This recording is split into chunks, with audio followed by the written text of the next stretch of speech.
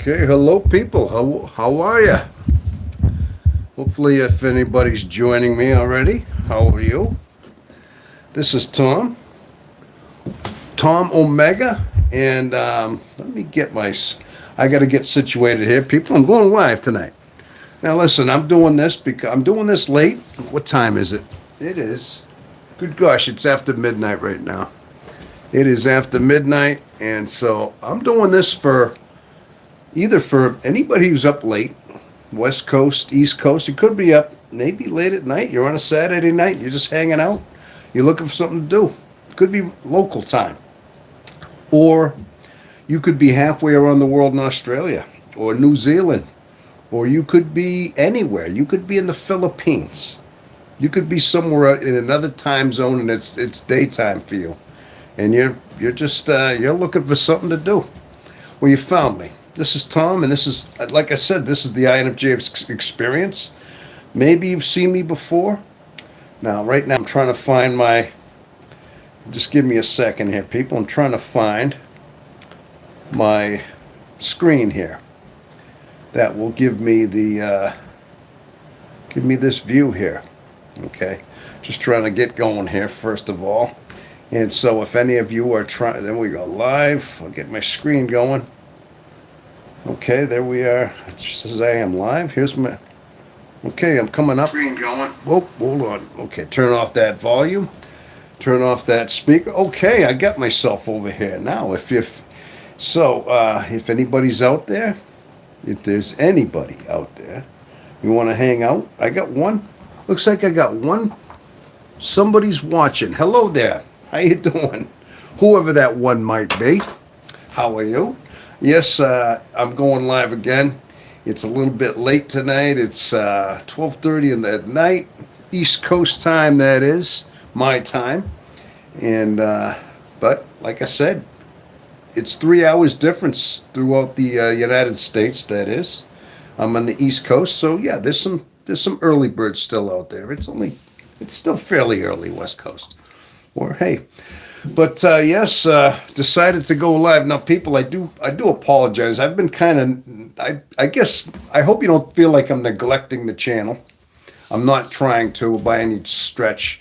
I've had a few things I've had to focus a lot on this week. I've had a trying week. I've been trying to do things. I haven't put out a lot of shorts this week. I do apologize. I've been wanting to, but. Between work schedules, between trying to get a few things going, tax season's come up. There's been a lot of just life things, just life in general that I've having to address things. So, but I thought, you know what, I need to at least go live and just say hello and see if anybody wants to come on in on the chat. Like I have one watching right now, whoever that may be. So yeah, that's basically it. But other than that, I mean, it's just it was a couple of things I had to do earlier as well. So, but I thought, you know what, I'm up late right now, and I'm gonna go live. So that's pretty much it. But as far as the station channels going, yeah, the subscriptions are there. Subscriptions come in. They seem to be going up. Now, I know not everything is all about subscriptions. A lot of it is just about connections with the audience, with you, with this channel. Now, again, you're not just an audience, you're part of this channel. If you are a subscriber here, you are one of the family, I guess you could say. One of the, yeah, you're in our zone here. Okay? That's how we think about that. And yeah. But I just uploaded a video. I still got to edit it. It's not public yet. I just did put one in there. So I just was working on that as well. I might do another one. I gotta get a couple out there. Just regular videos out there as well. So I'm trying to keep that going. So yes, that's pretty much it. So, but bottom line is, yeah, things are going well. I'm looking at the progress of the channel, but I noticed like I've been noticing some of the views were going down this week, but I'm thinking, yeah, but I didn't put much out. It's been 3 or 4 days before I put a short out. But hey, like I said, things with life just catch up to you sometime. And not only that, now this is maybe this is a lame excuse, but up here in the Northeast, it's been we've been at a cold snap. I don't know where you are. If you're in the U.S., if you're in Canada, maybe if wherever you're from. I mean, we're in winter, obviously, in this northern hemisphere, and yeah, it's been we're in a cold snap. We're like right in the dead of winter right now. I mean, right in the heart of winter right now, really. And it's just about it. This is about as cold as it's gonna get for the wintertime. Okay, I have two watching. Hello there, whoever just joined on in. How you doing? Got two of you watching. If you ever want to leave a comment and let me read, I will read them out loud and I will answer any question you'd like based on anything. If you've seen my channel before of any of the videos, maybe, and you have any questions, anything you want me to clear up, maybe elaborate on something, a video, something I've said, yeah, let me know. And this is the time to do it. Okay, so, all right. But anyway, yes, we're doing well. We're doing very well on the channel itself. And I do enjoy doing these lives, though. I do like them. They seem to give me a lot of inspiration, especially seeing the faces out there, seeing some of the viewers out there. It's good to see people out there when they're out there. So, but you just never know where you're going to get certain viewers as well. I still find the World Wide Web amazing to think that halfway around the world right now, this very second, YouTube is finding us somewhere. I mean, I know there's a few seconds delay, but it's we're live right around the world right now. I still am fascinated by that. I'll tell you, 40 years ago, back in the 80s, when I was probably in my 20s, and if somebody told me, yeah, someday, we're going to have these little phones that are about the size of a notebook. And it's going to have the technology to have a phone on there and have a video system that will link up with this Wi-Fi. I would have never believed it. I would have said, come on, that's like Star Trek stuff. That sounds like something that's going to be, in 300 years when they're beaming people onto new planets. I would have never believed that. But we're here. So sometimes that stuff still amazes me. That's where we are. But yeah, as far as everything's going, like I said, we're going well. As far as the INFJ experience and things that we typically talk about here, that's basically what the channel is. Sometimes I got to tell you, every day of our life is a new experience. I mean, because you never stop learning things. Insights never stop. I mean, a lot of times when you're thinking, especially as you get older in life, you get a lot of things behind you. I mean, now all of a sudden there's lots of memories. You got lots that you can reflect back on as well. I mean, you like to look forward and live in the moment. You want to project your life. But a lot of times you can't help yourself but think about things. I mean, sometimes you just think about your life the way you were and how you got here to this point. And you start putting all the dominoes together. I mean, gosh, if you were to take our whole life like that set of dominoes, when you line up those whole rooms where people spend days putting those dominoes together, you ever see those? That's amazing. And they put rows of them, and then they just knock one domino down, and it starts that whole effect, the big old chain effect. Well, our life is like that in a way. I mean, if you want to take every day, every hour of our life, whether it's predetermined or not, I mean, gosh, it's like our whole life is like that set of dominoes. But sometimes you got to look backward and see all the ones that fell, all the ones that just fell over to see where you're at now. And sometimes, we find ourselves going back there too. But yeah, it's usually a process. I mean, it's just a lot of it's just about self-reflection. Like I said, how you got here. It's almost like that double-edged mirror that you're looking at. It's just funny how the mind works with the INFJ. How that that's a lot of times I like to study how just my mind thinks. And a lot of times I try to say, okay, yeah, your future progress, you're always future focused. the way it is, the introverted thinking, how you're kind of like dissecting things and putting things together. It's like, yeah, you really do that. It's like all these little quirks that we typically have as INFJs and things are all there. It's all just spelled out for you, usually. It's all just where it is. So, but okay, still got one. Yep, I see. There was a couple. There was another one that they kind of bounced back and forth. I'm not sure what's going on. Yeah, but sometimes it takes a little bit of time. I've been doing these. I've been starting these lives just a little bit more unannounced. Sometimes I used to put them on the post that I would have a live, but I just sometimes I just set up the camera. It's like I knew a couple hours ago. I says, yeah, I'm going to go live. I mean, somehow, even during the week, I said, yeah, I'd like to do a live sometime this weekend. Do another one of them.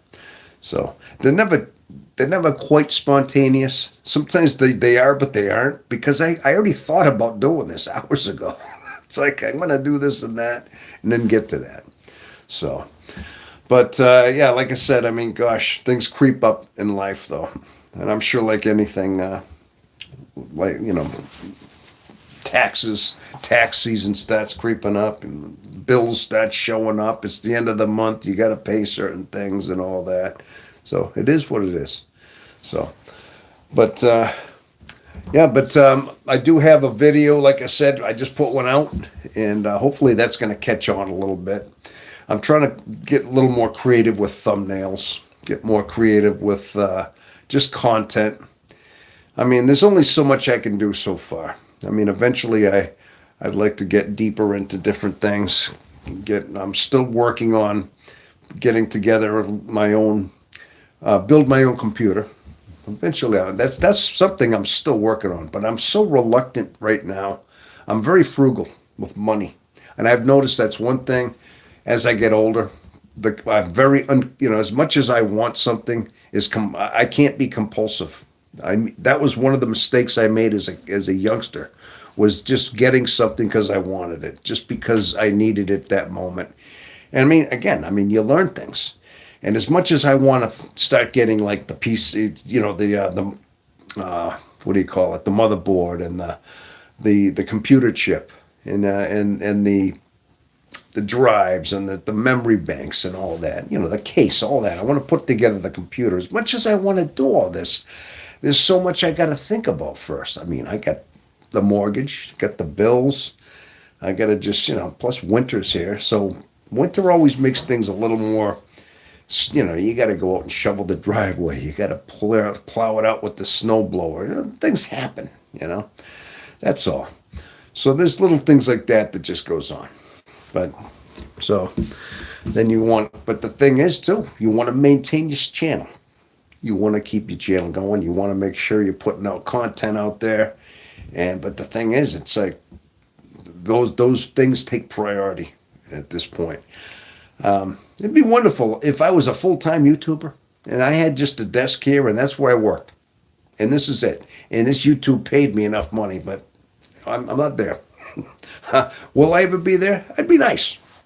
Honestly, I'd like to do that. Maybe someday when I'm retired, that's one of my plans. Maybe not necessarily all this channel. This channel will always be here. This is like the first channel, really, that I've put my heart and soul into. So this channel is like, would never go. So this is like priority. But eventually, if I get more time in my life and things like that unfold, yeah, there'd be like a couple other sub channels I go with, maybe a different, like niche, things like that. Eventually I'd like to think of that way. But yeah, but the thing is, it's this one here has given me so much inspiration as far as just to keep forging on as well. Hold on just a minute. Let's see. Does that add a little more light? Let's see. I'll put that on. Just give me a little more light here. Okay. So, okay. I see myself, and when I just kind of got a little more brighter there. But yeah, no, this channel is by no doubt like the pride here. It's the one I got. It's the one I'm really trying to focus on, and I'm learning so much from this channel as far as just how to actually run a YouTube station, run a channel in general. and just how to connect, how to put the posts out there, do these lives. This is all part of it, and just setting them up, trying to make sure that you're building up. You're building up an audience. You're building up a certain following. Yeah, it's all part of it. So yes, it's all much of a learning curve, and so. But again, I see the subscriptions go up, things like that.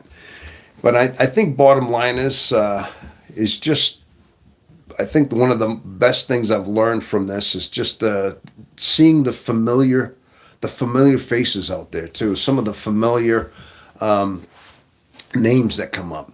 I mean, ones that leave comments, ones that are leaving thumbs up. I mean, I see a lot of repeat ones that are like almost like friends out there. You start seeing the ones out there, and then you have conversations here on these lives with the ones you know. It's like they're like it's like old friends in a way.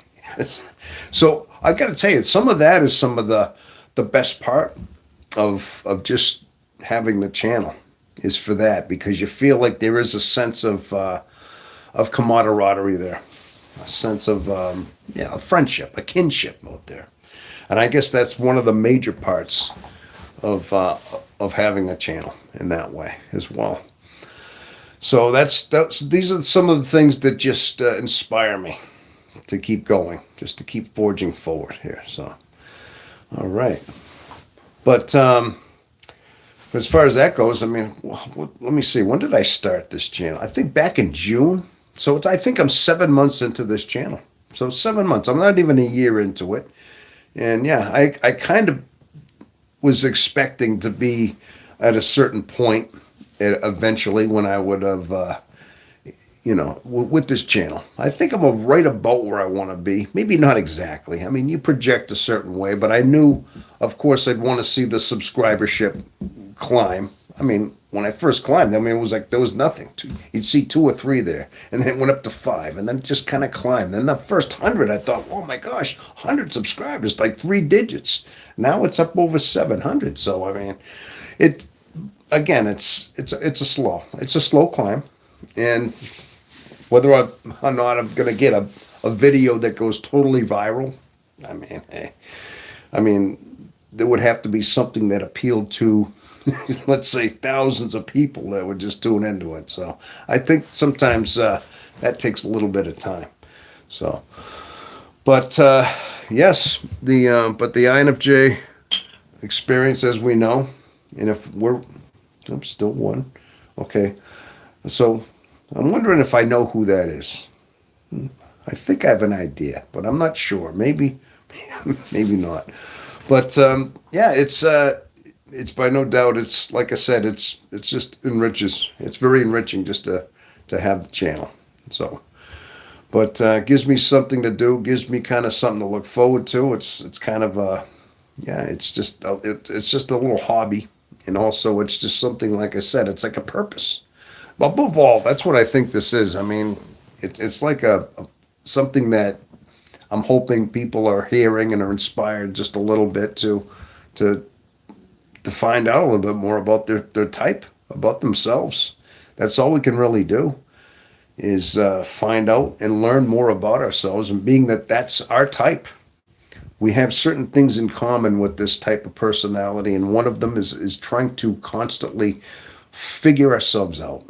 This is the one thing that I think, and I've said this before, this isn't the first time, but just understanding ourselves, how our mind thinks, how we are able to just decipher the way our mind computes, because it's a very complex mind. That's one thing. We're very rare. INFJs are extremely rare, and the mind is so deep and so complex and so confusing sometimes. And the amount that it takes to just figure it out it's a struggle through most of our life, especially as young people. And so, I mean, I think that's the main part I try to do is just understand that. I think most of us do that. Most of these INFJ channels, that's what our focus is to make sure that we understand how we think, understand our mind. And I've even done a few polls, and a lot of times INFJs, that's exactly what we want to do. We just want to understand our mind. and how it computes and how it thinks. And so but I mean, I do got to thank the whole idea, the whole Carl Jung and the whole idea of the MBTI, things like that. I mean, just coming up with that whole system. I mean, personally, since I found out my type and started figuring things out and understanding more and more about it, it's helped me along quite a bit. So, and hey, this is where I found my type as well, right here on YouTube, just finding an algorithm. One day I saw a video and it resonated so well with me, and I started understanding. And some of those videos, some of them, when I started immersing myself into some of these videos, some of the AI ones, where they just kind of generalize and they show like just generic people walking on the street and, like nothing that really, but there's always a voice. There's always somebody talking. And there's a real proper like voice talking. Like some of these descriptions of the INFJ were so vivid, so spot on that as I was listening to them, it resonated with me. Like they said, like sadness never leaves their soul. That hit me like a ton of bricks. I remember hearing that thinking, oh my gosh, you mean that's part of a personality is there's always that. And then they described it like having an old coat just hanging in your closet. That was sadness. But you had to pull it out. You couldn't get rid of that old coat. It was sentimental. And it's something that hung on with you. And they described it like that old vine that just kind of surrounds an oak tree, that just kind of grew with it. That like it's just intertwined with an oak tree. And that's how sadness is. And I heard that and I started bawling like, oh my God, because it hit so hard. So I'm thinking, oh my gosh, that was so true. So I'm thinking, how is this? And then it just blew my mind. You mean, wait a minute. All these times I thought I'm a little bit mentally ill. I'm just a little bit like I got some, something like maybe one of those spectrum disorders or mentally ill. I was always trying to figure out, but I'm not crazy because I think sane. I'm rational. I'm not crazy. I had a good mind. I was logical. I made sense. Yes, I had sensitivity.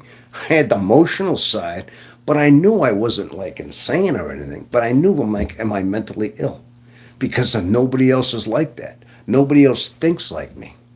So you start piecing things together. Then all of a sudden you start hearing these videos on the INFJ, and they're like, wow. Really? Then you start saying, really? I can't believe it. Then you start watching more, and every one of them.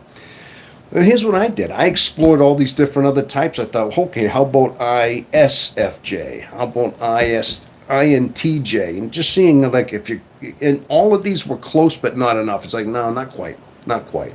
You start looking at these other types. No, that isn't it. Finally, you just keep coming back into the INFJ one, and you say, yeah, but how could it be me? It's rare. Like 1%, 2%. I mean, that's like 20, less than 20 people out of 1,000 have this personality type. That's very rare, extremely rare when you think of the odds of that. And it's like, yeah, come on, I can't be that rare. You can't be.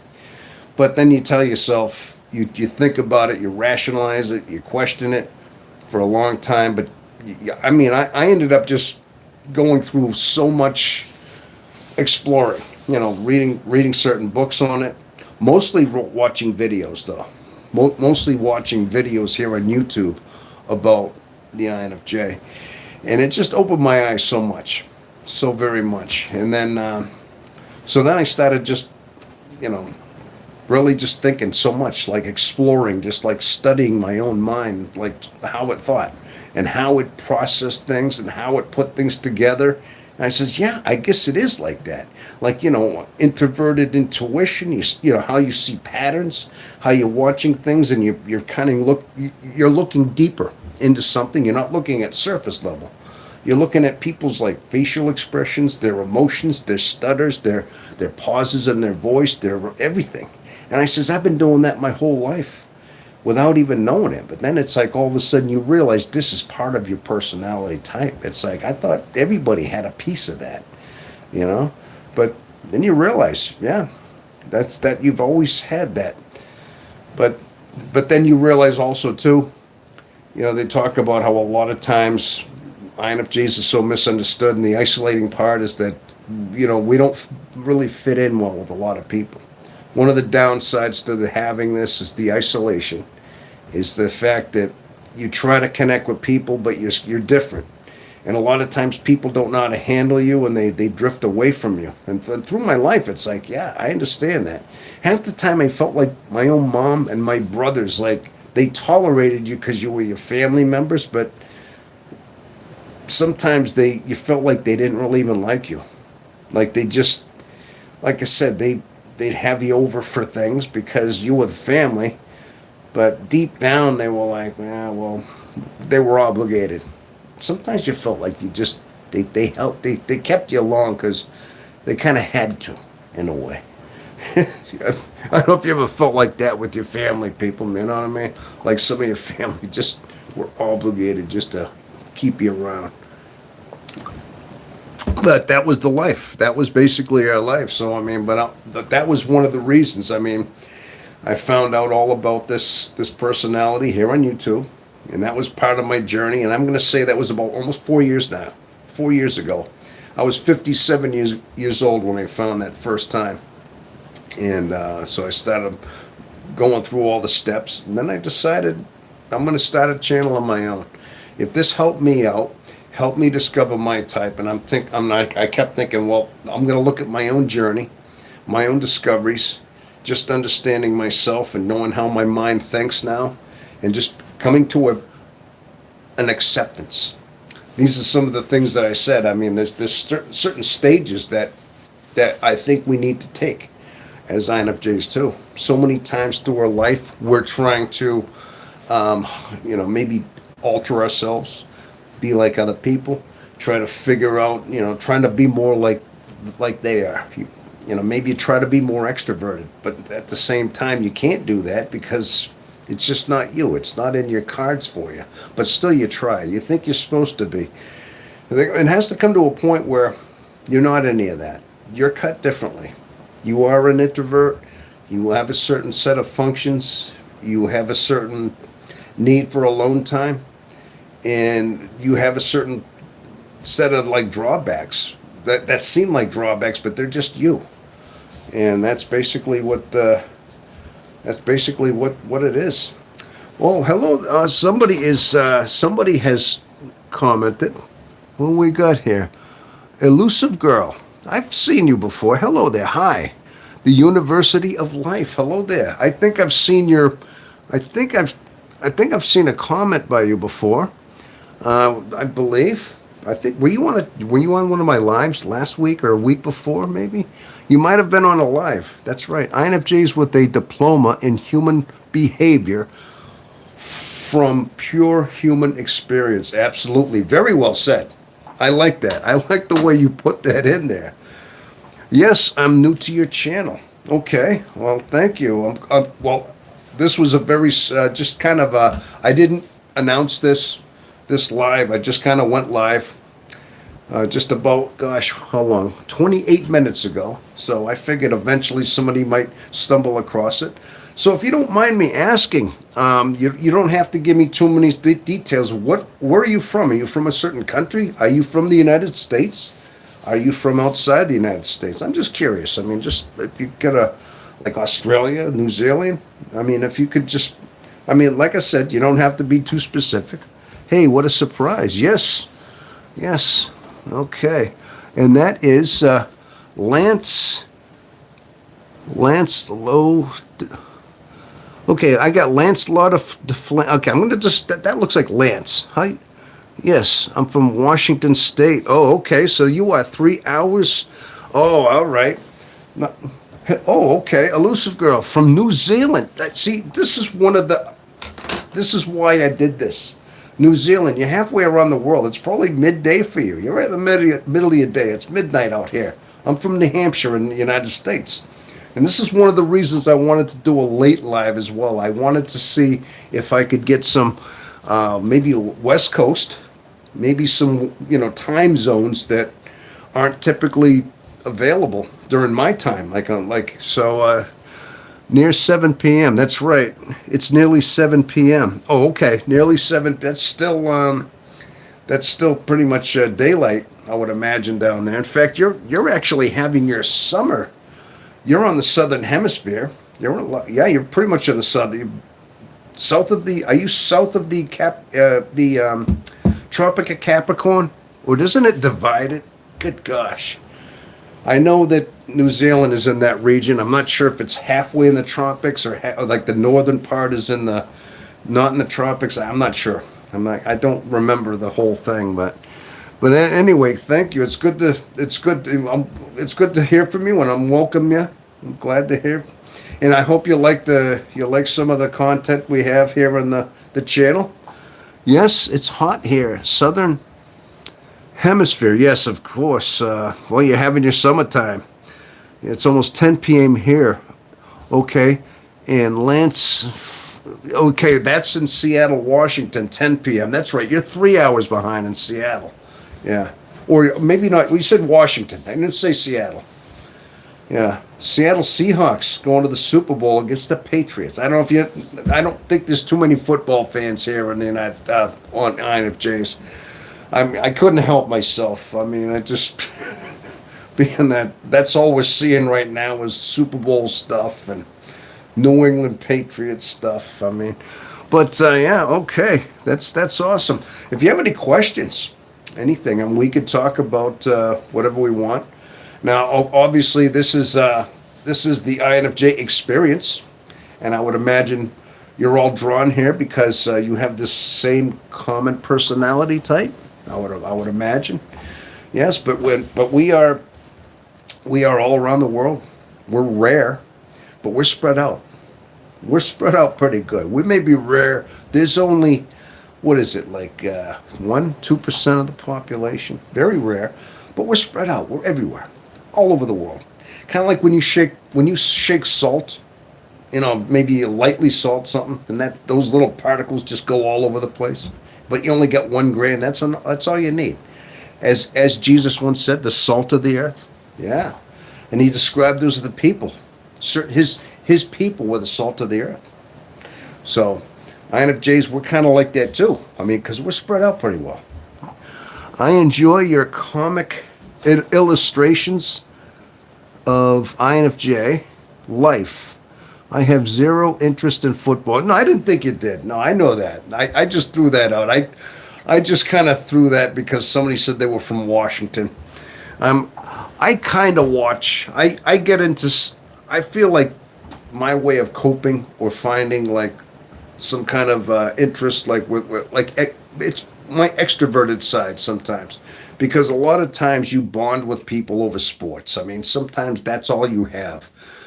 A lot of people you can't get deep. You can't talk like we do with typically. So you have to bond with things that are, like sports. And around certain things, football, at least you know a little bit about football. I grew up with brothers, so of course I know all about that stuff. But I noticed that when I don't really have much of a connection with people, I drift out of that. Like I have no need for it. But when I feel like it's just my only way of trying to connect sometimes with certain people. Yeah. Question. My old flaw is in personal romantic relationship. Why in your opinion? Okay. Okay. Elusive girl. Question. My only flaw is a personal romantic relationship. Why in your opinion?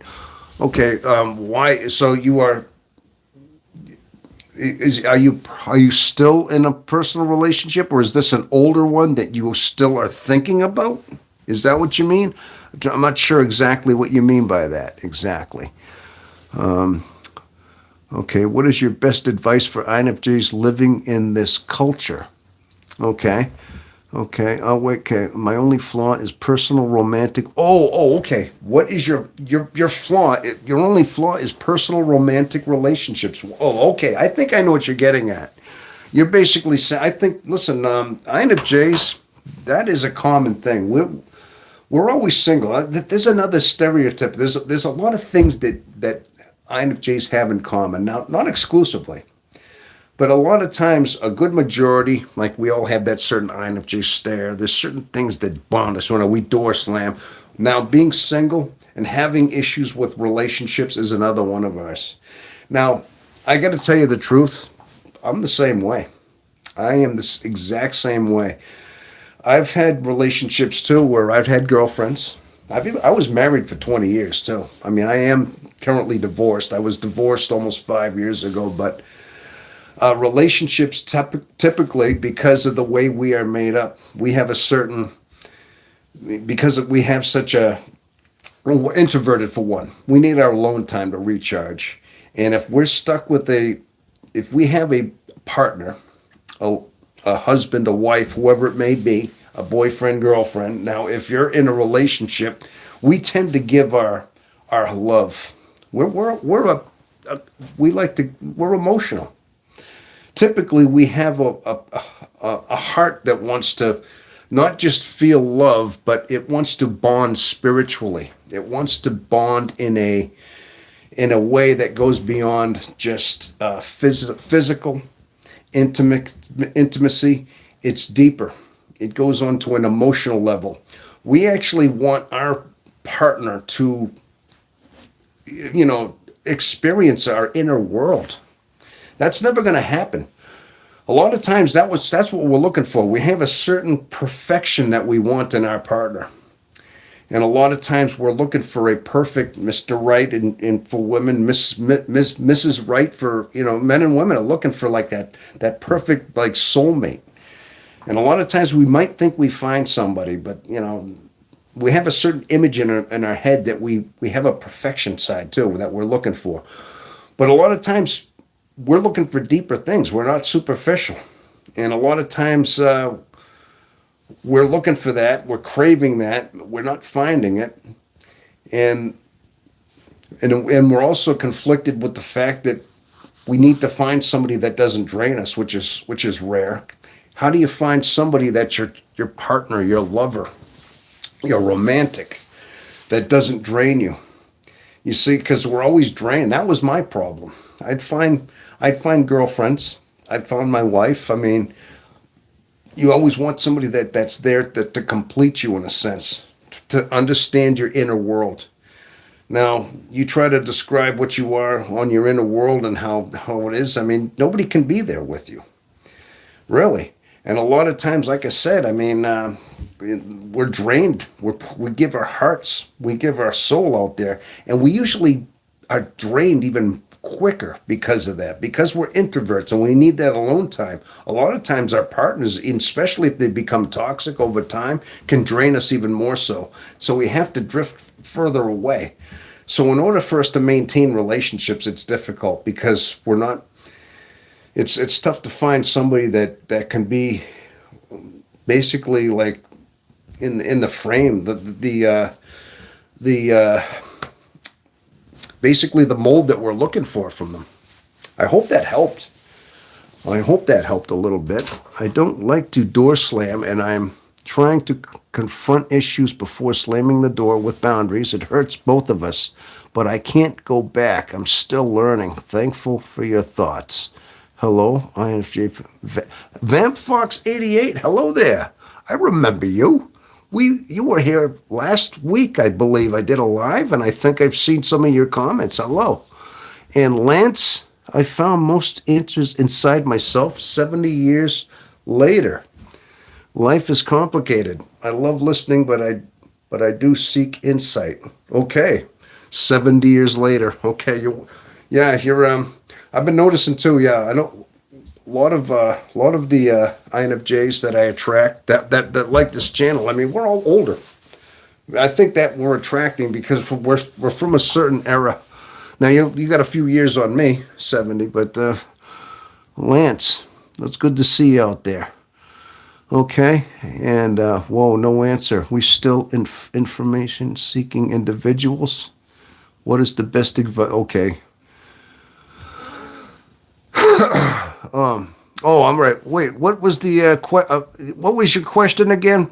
You said I didn't give you an answer. I was answering another question about relationships. There, I didn't. If I missed one, do forgive me. I enjoy your comic illustrations. NFL Life. NFL. Oh, and INFJ Life. Comic illustrations. When did I do that? Are you sure you got the right? I don't think I did those. I think you're talking about somebody else. I think you confused me with somebody. You're talking about cartoons. I don't do those. That's what's confusing me. That might have been somebody else you're confusing me with. Comic illustrations. Yeah. All right. So, but I'm sure they're pretty good. I do see those every so often on the shorts, those little comic things like that. So, all right. And what else were we looking at here? I'm very interested. I'm very intense, and it's rare to find someone who can stand the fame with me in a long run. Yes, maybe I find humor when it's not intentional. Right? Okay. Yes. Oh yeah, maybe that's it. I definitely like humorous stuff too. But yeah, when you said the illustrations, that's got to be no. That's okay. That's okay. You got me confused with somebody else. But I'm sure they got to be good. I'd love to take credit for them if they're good, but I can't do that. You know what I mean? It just dawned on me. Yeah, usually my material is just me talking, trying to describe things, mostly what I do is I just try to base my INFJ channel based on a lot of my experiences, what I've gone through my life, and how I got here, how I survived my life. I think a lot of us, sometimes INFJs, we don't just live and have experiences, we survive. We're survivalists too, because a lot of times this life feels like that too. It's a difficult personality type to have, and I think it's one of the more complicated ones, and it's the rarest for a reason. And you look at some of the drawbacks to our personality, and for all the for having intuition and having having the certain empathy levels. There's so many drawbacks because it just confuses, especially if we're now. My big thing is the fact is that we need to figure ourselves out. We need to understand ourselves, and it takes a long time to do that. And a lot of times, from what I've understood through my life, early in my life, I think is our most difficult. I think being a young INFJ in their teenage years, early 20s, even into your 30s is the most difficult because you have so many things happening to you. Your hormones start kicking on. Your body's changing. Your body's physically changing, and then also your mind is changing. And the experiences you have are starting to flood in there. And things start meeting at the same time, causing even more confusion in your mind. And that's what happened to me. Right around the time I was in my late teens, I had a very turbulent, very, very difficult part of my life. It was probably one of the worst things. I like the reaction and how hard it is. It's sometimes funny. We are so odd, absolutely. INFJs are resistant and have integrity. Finding out my personality answered a lot of questions we are talking paradoxes. Absolutely, yeah. That's what I mean. Those are very confusing. To think that we have a certain alignment of our functions, of our preferred functions are conflicting. Being introverted, being wanting to feel like you needed alone time, but at the same time the second function is extroverted feeling. That's wanting to make connections with people. So you want to make connections with people that drain you. You try to make, well, not necessarily always, but we're trying to reach out, trying to make those connections, but at the same time having to be repelled by them. That's why that's another reason, because why relationships are difficult as well. Because we need that alone time. Our heart wants, feel that love and that joy. And at the same time, depending on who we're with, they drain us. So a lot of times we end up falling out of relationships because they're so hurtful. And they're compounded. Our draining from a relationship is compounded even more so. This is from my own experience. I could never really last very long in relationships. A lot of times my girlfriends I'd have only lasted a few months. And Sometimes you just start drifting away, or you start not calling as much, or you start ghosting a little bit just because you need some, then, yeah. I'm not comfortable feeling uncomfortable. And if I'm intimidated, peop, if intimidated people, they are not my people. Okay. Yeah. Not comfortable feeling uncomfortable. Well, I am now comfortable feeling uncomfortable. Oh, okay. Indeed, I found in my early teens would be very resistant to a lot of older people. Nowadays, I just let them speak and open up and let speak what they have, if they have something to say. Okay, yeah. So you're listening more. Well, I mean, I think we're typical. We're always kind of stubborn as teenagers anyway. We think we know it all. We're not so much apt to listen to older people. And we go through a phase like that. So, but then you realize their words come back to you years later. You remember what they said, and you say, "Oh my gosh, my grandfather was trying to tell me this." And years later, like I thought, he didn't know anything, but now all of a sudden, his words come back to you. That's what a lot of times would happen with me. My mom's words would come back to me. Certain friends or people that I knew years later, things would come back to me. So I think we were learning. We were taking in this information.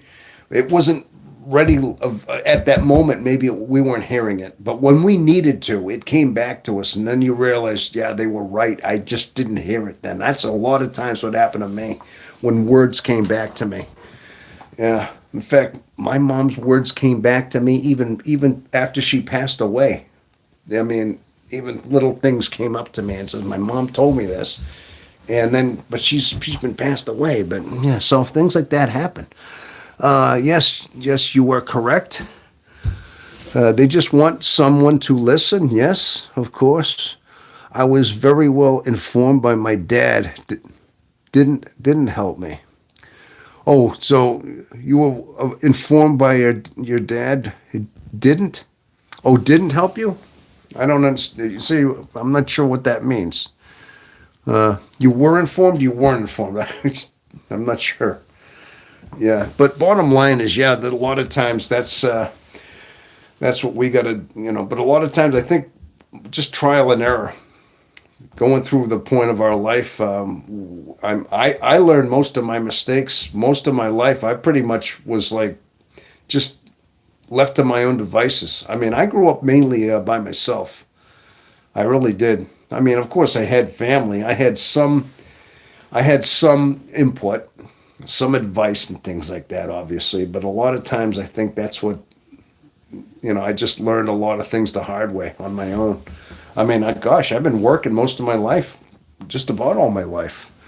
Elusive girl, walking the walk is its own lesson. Absolutely, yeah, they're making the point. There's only so much you can learn from hearing people, but a lot of times, as you discover what's happening, a lot of times you might walk in somebody else's shoes, and you don't get much of a experience from it. But when you go through that, you hear what they said was going to happen. Like I said, words come back to you, and as you're going through it, as you need it, and then you realize that's what they were talking about. Things start dropping, things you start understanding at that point. So, all right. So yes, but hopefully that was helpful about the about the advice as far as the relationships go. Unfortunately, that's one of our drawbacks is that we're a single type. It's hard for us to find long term love. We want it, but the thing is, we want that. We spend most of our life hoping to find that soulmate, that love of our life, that certain special somebody in our life. Yeah, I know I did, and that's a custom. That's a common thing that INFJs do, and that's another thing that I couldn't believe. I'm like, oh my gosh, you kidding me? Because there's a certain person out there you think is made for you. That you're thinking somewhere in this world somebody was born at the same time you were, or around the same time that you're supposed to find. That eventually you are supposed to meet. and you think there's one person, you really think in your mind it's one that is perfect for you, and you wonder where she is, if you'll ever find her. And you're thinking, okay, maybe this year, maybe that year. I finally get to the point where, you know, I just realized I can't keep doing this. I can't keep. It's just you got to find contentment in yourself. You first of all, that's one of the lessons we have to learn is that you have to find God. Basically, you have to find your Creator. You have to find completion in your spirit. You have to long for that, and that's not an easy. It's not an easy path, but you will find it. And being that, I think a lot of times as INFJs, being that we're a longing soul. We're an isolated soul. We spend a lot of time alone. We spend a lot of time in our head. We're introverted. We're intuitive. We're always thinking. So when we're isolated in this mind, where do you have to go? You really don't have a lot of places to go, but to seek some kind of friendship, kinship with yourself, with God, with your spirit, with that internal code, that guide. I mean, we have an internal compass that we're built with, that we're born with. Every living thing has an internal guide that we have to find, and a lot of times I think that's what we have to gravitate toward. And I think as INFJs, that's something that we instinctively do because we really most of the time have nowhere else to go for comfort except because we have that aloneness, so we have to find comfort in that from that guide, that code from God, our spirit.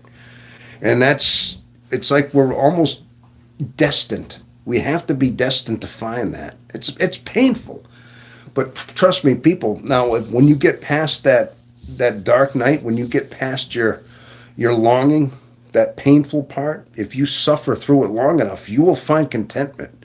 You will find your awakening that Carl Jung had spoken of with introverted intuitives. I mean, but it's a journey. It's a lifetime of journey, but eventually you'll be completed when you finally go through enough of it. Okay, so I'm going to read some of your comments here. I just want some. Yes, you were correct, Lance. Okay. I was very well informed by my dad. Yep. Okay. Walking the walk is its own lesson. Yes, trial and error. The long, hard road to wisdom. We are like fine wine. Absolutely. Very good. Yes. We are so much more than what we see. I'm good with that. Okay. We meet a lot of soulmates over the lifetime, and they are all gifts. They are all gifts at the different karmatic lessons. Oh, really? That's deep. Yes, I think a lot of times. I mean, that's why I think these stations, these channels are so popular. Now, there's a certain connection I think INFJs have because we speak our own language. You know, I connect so well with INFJs in so many ways. Now, a lot of times I hear them leave their comments, and I see how deep some of your answers are, the way you word things, and they're like poetry in a way. They're like philosophy. Some of the comments, I'm like, wow, I just love the way you worded that.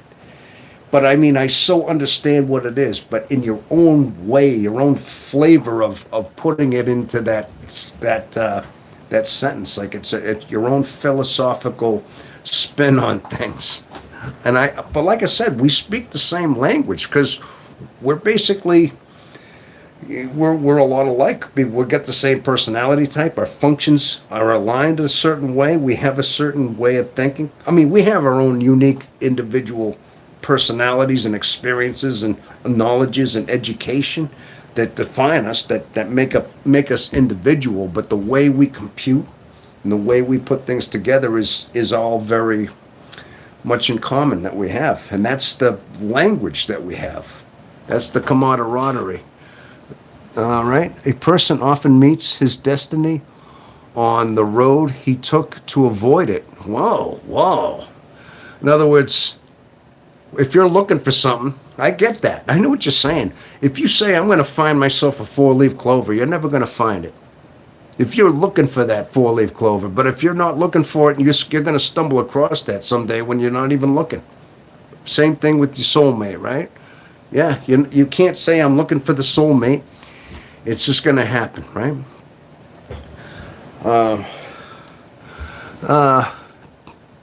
Camaraderie, camaraderie, and there's a little, what is that little green little square face you got there, elusive girl? Oh, I'm trying to figure that out. Okay, thank you. Word weavers. Yep, this guy. Okay, a person often meets his, okay, I read that one. Trauma lessons are well received, yes. Trial and error is trusted, is the truest thing you can say, yep. Okay, we made a lot of us so much lessons. We are so much more than we ever see. I'm good with that, yep. Okay, all right. Just okay. I think I'm caught up in some of the comments, though. Yeah. Well, see, a lot of times I'm glad you leave these little comments too, because then it gives me something to say. Like all of a sudden it gets me into like a thought pattern. See, I'm telling you, just seeing your texts and seeing you respond out there, it's almost like that. That's another thing. It sparks something in us. It brings us something to life. Just like because we're all of a sudden just sparked with something that is intriguing us, and we want deep conversation, we want connection in a deep way. This is something we crave, especially in our soulmate too. A lot of times that's another thing. You were saying that why before you were talking about your relationships, how we're having a hard time is trying to find somebody that you can have that deep connection in that spiritual way, like somebody that understands you. I mean, really understand you, and you know what I mean. That's tough to find. And that's a lot of times that we want that whole spiritual, deep connection with somebody. I mean, friendship is good. We can find that friendships, but of course, in a relationship, in a romantic relationship, one that's where you're in a marriage, I suppose it can happen. Of course, people have this happen. A lot of times people meet in church, or they meet in like their synagogues or wherever they may go. And they meet somebody or their soulmate who's on their spiritual level. But I'm sure people do find them. But a lot of times that's what the INFJ wants. But there's a certain language that they speak. Now, the INFJs make good mates with other INFJs. Like, I hear that does happen sometimes. You hear about good relationships, but usually there's always got to be, like, a lot of times they say that you want somebody like that is opposed to you, like somebody that is an extrovert, that challenges you. That's always a good one, too. You know, you want somebody that's going to pull you out of their shell a little bit. You know, there's always these different opinions as far as what the best combination would be. But, okay, best to all my INFJs, we are very attracted to learning. This wouldn't help me learn. Good night. Oh, okay. What's the matter? I'm not sure what exactly you were not learning from. I'm not sure. Wouldn't help me to learn. Good night. I don't know what that means. I was trying trauma lesson. I was reading things. Okay. All right. Elusive girl. I am compatible with ENFJs or INFPs. Okay. Well, there you go. So you got to have but right there, you need an intuitive, an extroverted intuitive, or an INFP. Somebody, yeah, that's a close one as well. I guess INFJs are very close in some ways. They have a lot of the same. They're both introverted intuitives, and a lot of times they have similar drawbacks in their character as well. I mean, there's some differences there. Now, then you got the INTJs, but they're so much more logical. They don't have that emotion that they have. They're so void of that, and so that's what I've heard. They're just the logicians. But the INFPs are they have a certain feeling side to them, but they're the perceivers.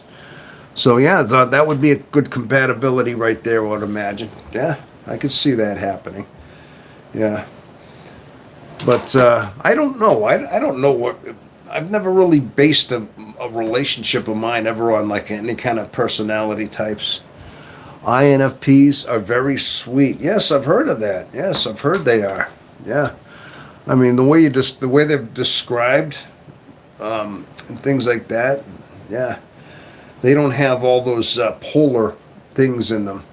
I mean, do they have like their dark sides?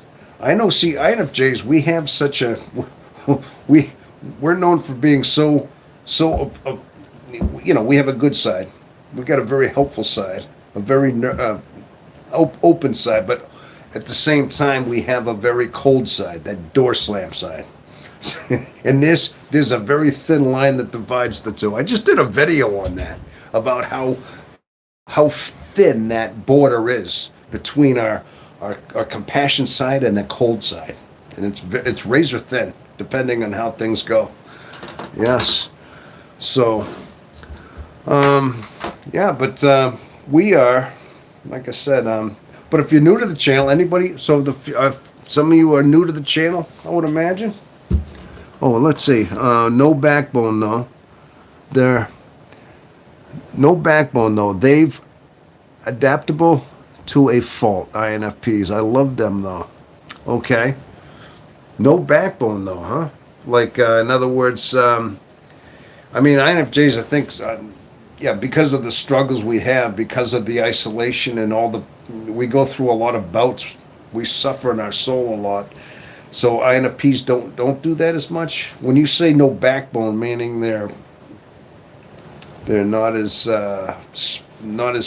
mentally tough. Is that what you mean? We have integrity. Yep. Yes. Yeah. Yeah. Of course we do. I mean, I would think integrity. I mean, is that just part of a personality type? I think a lot of that. Sometimes you could chalk that up to upbringing and things like that too. But I think integrity. Yeah, that's got to be just something that is earned in a lot of ways. I would think just something that through your life of just trial and error. Yeah, you have to. It kind of builds up in you, especially when you've been burned a lot of times. But I've noticed through my life, I'm different than I was 20 years ago, 10 years ago, even. Just the way I think, what my drives are, what I want in life. Yeah, I seem like I changed quite a bit. Like I've evolved spiritually. So Gen X, INFJ here, the School of Hard Knocks. Yes, yes. I take it you saw my video. This is the Gen X INFJ. I believe you must have been referring to that. I put that out a few weeks ago. Yes, yeah. We were basically the generation that seemed to have spurned a lot of, I think, INFJs. I was actually thinking if there are certain eras and certain times where, certain hardships where maybe during the Depression, where there were a lot of maybe INFJs that were formed during those years.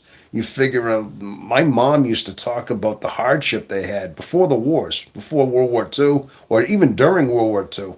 What led up to it. The 30s was that depression here in the United States where the economy, there was no jobs. People were just, my mom used to talk about taking an orange and cutting it up and then like taking a slice. We normally might eat one orange, and they would divide that thing up, and the whole family would take a slice and eat that orange, and that's how you did things. And just using the same bath water, like each kid would just take a turn in the same bath water instead of, you see what I mean? So they could serve on the water that they were using. Yes, that video you took me down memory lane. Thank you. Yeah, well, that's what I figured you were getting at when you said Gen X here. Yes. But like I said, I mean, I think certain generations, I mean, you could exclusively say, I was just focusing on that one because I know a lot of this audience, a lot of us are Gen Xers, just from the analytics. So I wanted to focus on our generation. But I mean, I think there were hardships in a lot of them. Like I said, the World War II generation was tough. The way my mom used to describe things, and just imagine having to go off to fight a war. I mean, you had thousands of men that had to go overseas, and then the women had to run the factories. They had to start running building the jeeps and the tanks and things. They turned these car manufacturing facilities into basically making war machines.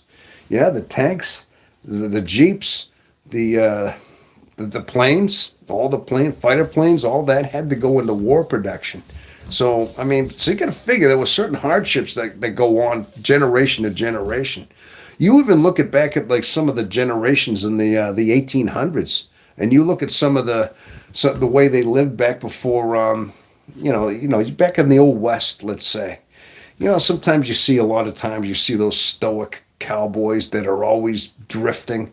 Like those Clint Eastwood types that are just riding their mule and they don't talk much. I mean, it makes you wonder if a lot of times, they had difficult childhoods of their own. Having to forage. Maybe they didn't have a lot of parents to turn to then, and they basically raised themselves. And there were a lot of like INFJ types, or maybe introverted intuitives that turned Sigma. Because a lot of times you hear these stories about these drifters, these old West pioneers, and that's the way they were. They just were quiet, rugged, and they were always alone a lot. Makes you wonder if there was a lot of like INFJs in those times, just because of the way their life was. So I mean, I think in a lot of ways, certain eras and just the way people handle things, that's what it is. But what makes me think too that being that the INFJ is so rare, great content, generations have their own trauma. The newer generations have the same fire, just disconnected from it, unfortunately. Yeah, I think so. A lot of times I think the generation we see, I mean, you see a lot of kids that look like they're soft. I mean, I think a lot of it's just the way the education system is, the way they're just so indoctrinated, and everybody. Remember that everybody would get a trophy. There was no competition. They weren't keeping score in softball games or like t-ball. Nobody won. Nobody lost. Everybody was a champion. Remember that whole thing?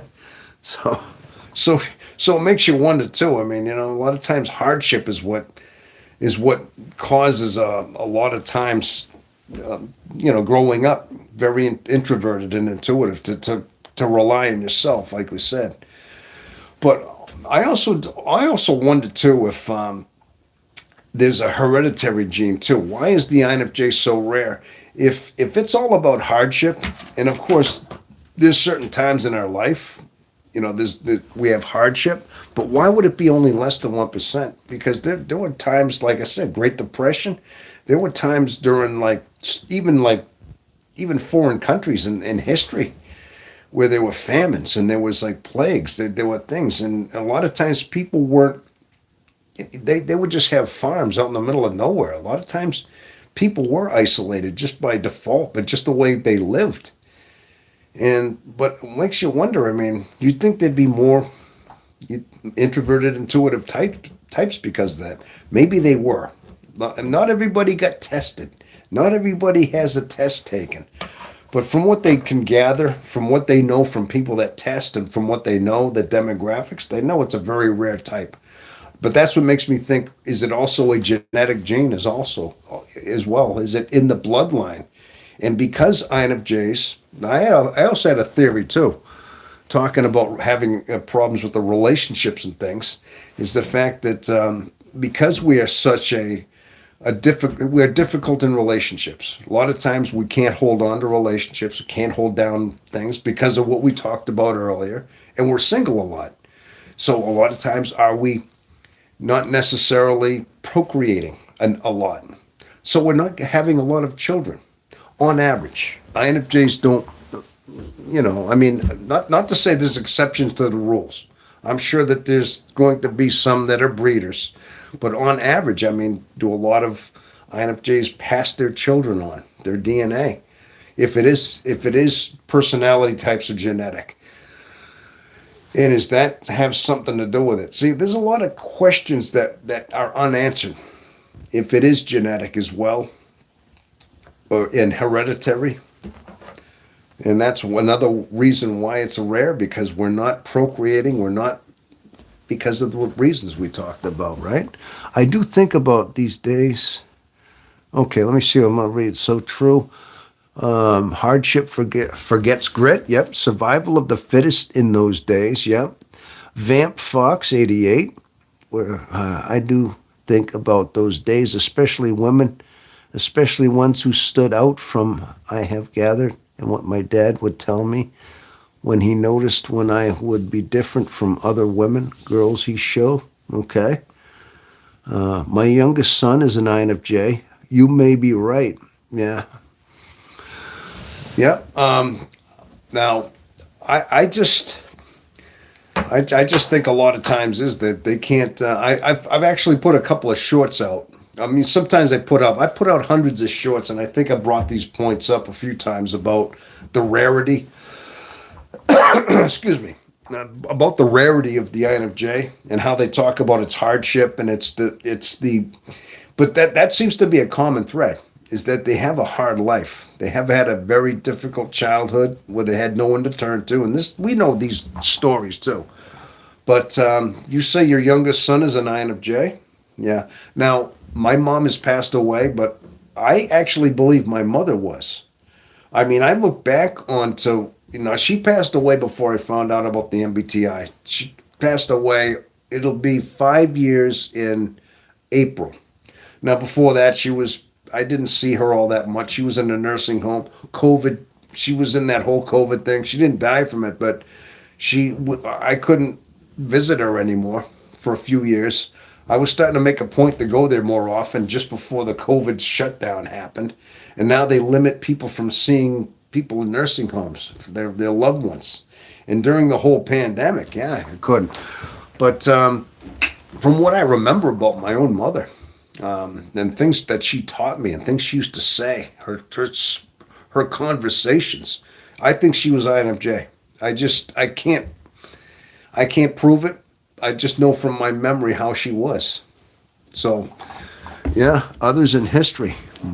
Your youngest son. So yeah, but I had four older brothers. I know there were two that were very extroverted, and none of them are other INFJs. But I know I have another brother. I think he's introverted. I don't know about intuitive, but he has a son that's very introverted. I mean, I don't know him. I haven't really studied him that much to know exactly what his personality type is, but there's a possibility one of my brother's sons could be, but I don't know.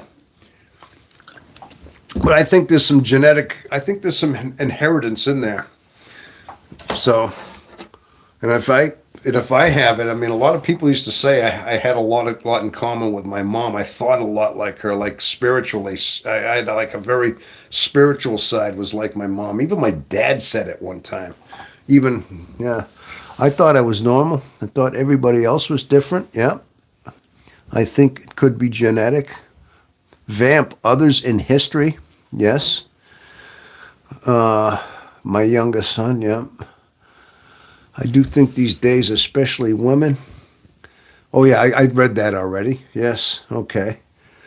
But yeah, I think bottom line is, yeah, we're definitely. I don't know if there could be a study done about that.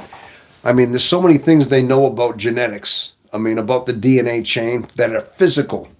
They can always identify certain physical traits. I mean, obviously, you look like your parents. I mean, you have the same eye color, the same eye shape, a similar facial structure a lot of times. But occasionally, though, you might see somebody that, years later, like it developed well after their fathers passed, like me. I mean, from what I remember about my dad, I mean, I don't look exactly like my dad. I kind of took after my mom. I looked more like her. But I noticed some of like the skeletal similarities, like the eye sockets and the nose bridge, and some of the facial structures. I see as I get older, it got more prominent. So I mean, but these are physical. Those are physical. And I still just, but sometimes you wonder if intelligence is inherited. Sometimes you got a family that seems to be very smart and things like that, and sometimes it skips a generation. Maybe it does. Well, I'm sad to hear that it's likely that INFJs might not procreate as much as the other personality types. Yeah, that's what I think that's a theory I had as to why they're rare. If it is in the genetic side, but then you keep hearing about, like I said, the environmental side too. But if the environmental side was true, then there would be more of them because there would be more widespread because of the things we talk about as well. So that's what makes me wonder, like, is it genetic? Is it a combination of the two? Because if I think my mom was genetically INFJ, she was a woman, she passed it down and I became one, but I had a rough early childhood as well. I mean, I had a lot of crap happen to me growing up. So I had a kind of a double whammy. I mean, I know my mom was, but I also had a rough life. I had to learn things all on my own, and it looks like we all did. I mean, I'll look at some of the comments here. I think we all had issues with their own childhood, things like that too.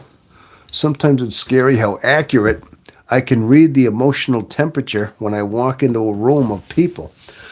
Yes, yes, that's something that now early on in our life, I think before we know who we are, a lot of times we feel this and we just wonder why. It's confusing. I've actually said that before. When we don't know our type and we don't know we're empaths, we absorb these emotions, we feel them, and we think they're ours. And it messes up our whole day. We might walk out of this saying, what happened to me? Why did all of a sudden I get angry or sad? And then you'll spend days trying to figure out what caused that and just knowing you picked it up.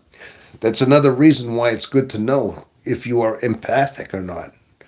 So you can start just like maybe understanding these emotions instead of absorbing them. In fact, I just put a video out. I'm going to air it in a couple of days. It's actually going to be due out. I just loaded it up and I got to still edit a couple parts out, but it's basically about that, about how not to be affected by narcissistic people, how we develop a certain tolerance through the course of our life, how we manage to, like, as we get older, as we get wiser, as we get sharper and understand ourselves, narcissists leave us alone more. And a lot of times they say narcissists are always after INFJs. They go after them. Yeah, young, vulnerable ones, ones that don't know a lot about themselves, ones that they know are easy prey. That's another reason that why it's so difficult as a young INFJ when we are young, because being that we're young and naive, we're easy prey for a lot of types like that.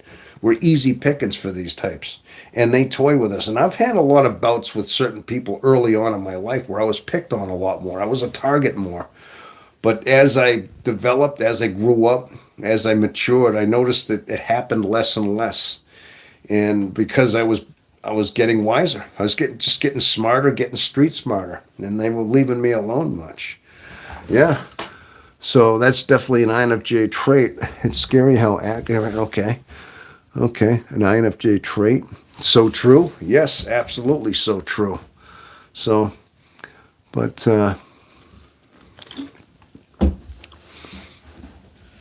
we. I mean, I would say a lot of the traits that we have is it's very universal. I mean, there's certain things that we just all have. We share one thing in common. I mean, not one thing, several things that are just very exclusive. Like only INFJs do this. Only they seem to have that. Yeah, I used to do that. I cry when I was younger. I would pick up, especially when I noticed that my parents' energy for the first time. Oh, okay. So a lot of times you picked up on things that made you cry. Yeah, yeah. I remember like early on being susceptible to things like that. I would pick up emotions and I'd kind of react to them. I remember that thinking because a lot of times when you start studying the INFJ personality because you think you're one, and then you read up all the nuances, all the traits, and then you start flashing back into history when you were a child and saying, "Yeah, I used to do that." Then they say, INFJ did this or that. Yeah, so yeah, I did that too because I couldn't help myself, but while I was understanding myself, just having to remember my history. And I'm sure we've all done that. That's something we all do because then we start piecing things together. Oh, that's why I thought that or did that because you were this type without really knowing it. And so pieces start falling into place all of a sudden. Then all of a sudden, it's abundantly clear. It's like, but it is a relief though. It's so much a relief to say, "Good gosh, I'm not crazy. I'm just this rare personality type, and this type is a complicated type. That's all." So, so it's definitely it's important to figure out who you are. It is by no doubt. I think it's and again that's what makes these channels so valuable, so very valuable here as far as that goes. So, but so anyway, is anybody else from halfway around the world? We got somebody from the Philippines? No, wait, we had somebody from New Zealand. Okay, it was strange relief, but relaxing too. Yes. Oh yeah. Oh yeah. It's very relaxing and things like that. So, is our empathy? It's our empathy that narcissists are drawn to. They still try and get a shock when my shadow side stands up for herself now. So don't play, okay? Well, that's what I mean. Yeah, yeah. There's by no doubt we get good at what we do. Yeah, it gets to the point now. I mean, a lot of times, like I said in that video, it actually changes where you can get so wise and so powerful and master your empathy in such a way where narcissists know your empathy. They see it, but also see it as a threat. Like, uh-oh, they're not easy. This is a wise INFJ. This is an old, experienced one, and they want no part of you. Now I know that from just my life, and I feel like that was part of my life was just making sure nobody messed with me anymore. I mean because I was messed with a lot as a kid, and I made it a point to be somebody that was not going to be easy, and it just showed because I mean usually people don't bother me anymore. I mean occasionally you do get people that challenge you, but very rarely.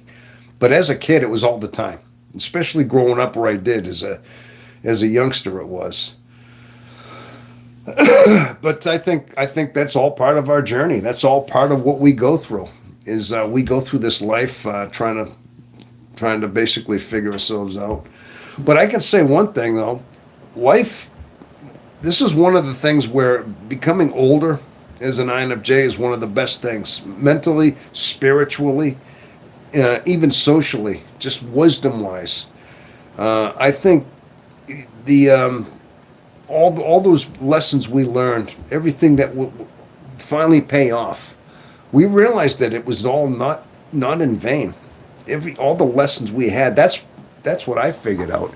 All those sufferings and all those hardships, the sadnesses, the lonelinesses, everything you go through, all of a sudden you reach a certain age and it's all behind you and you say, okay, it led me to this point. It had to have been what I was supposed to be. But you wouldn't have been who you are without those. Without those struggles would not have made you who you are. So it was all by design. It was all by default. It was all your journey to make you who you are. That's the only way to describe it. So, amen, brother. Elusive girl. Hands down, yes. Okay. I am so grateful for my gifts. Thank you. The universe knows what she's doing. Okay. Okay, the universe. Yeah. Sometimes I wonder exactly if it is the universe or if it's that whole connection to God or what it is. But it's all a unique solitude we're in, though, too. We're all uniquely in our own world. A lot of times we have a very unique brain, a very unique internal world that we live in. That's only ours. Although we all know our own internal world. We all have our own world, and it's all different. All we can do is just know that we all have that vast, deep world that we're in at any time.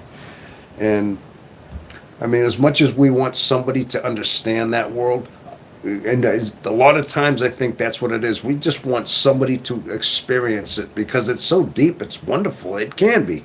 It can be confusing. It can be, but at the same time, it's because thoughts, ideas, imaginations are just beyond what you can describe, put into words, go on in our mind.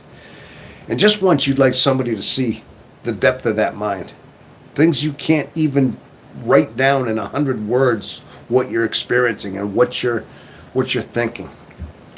But it's all isolated in your mind. It's all just for you to think of at that moment. And a lot of times you just want somebody to see that, but they're not going to.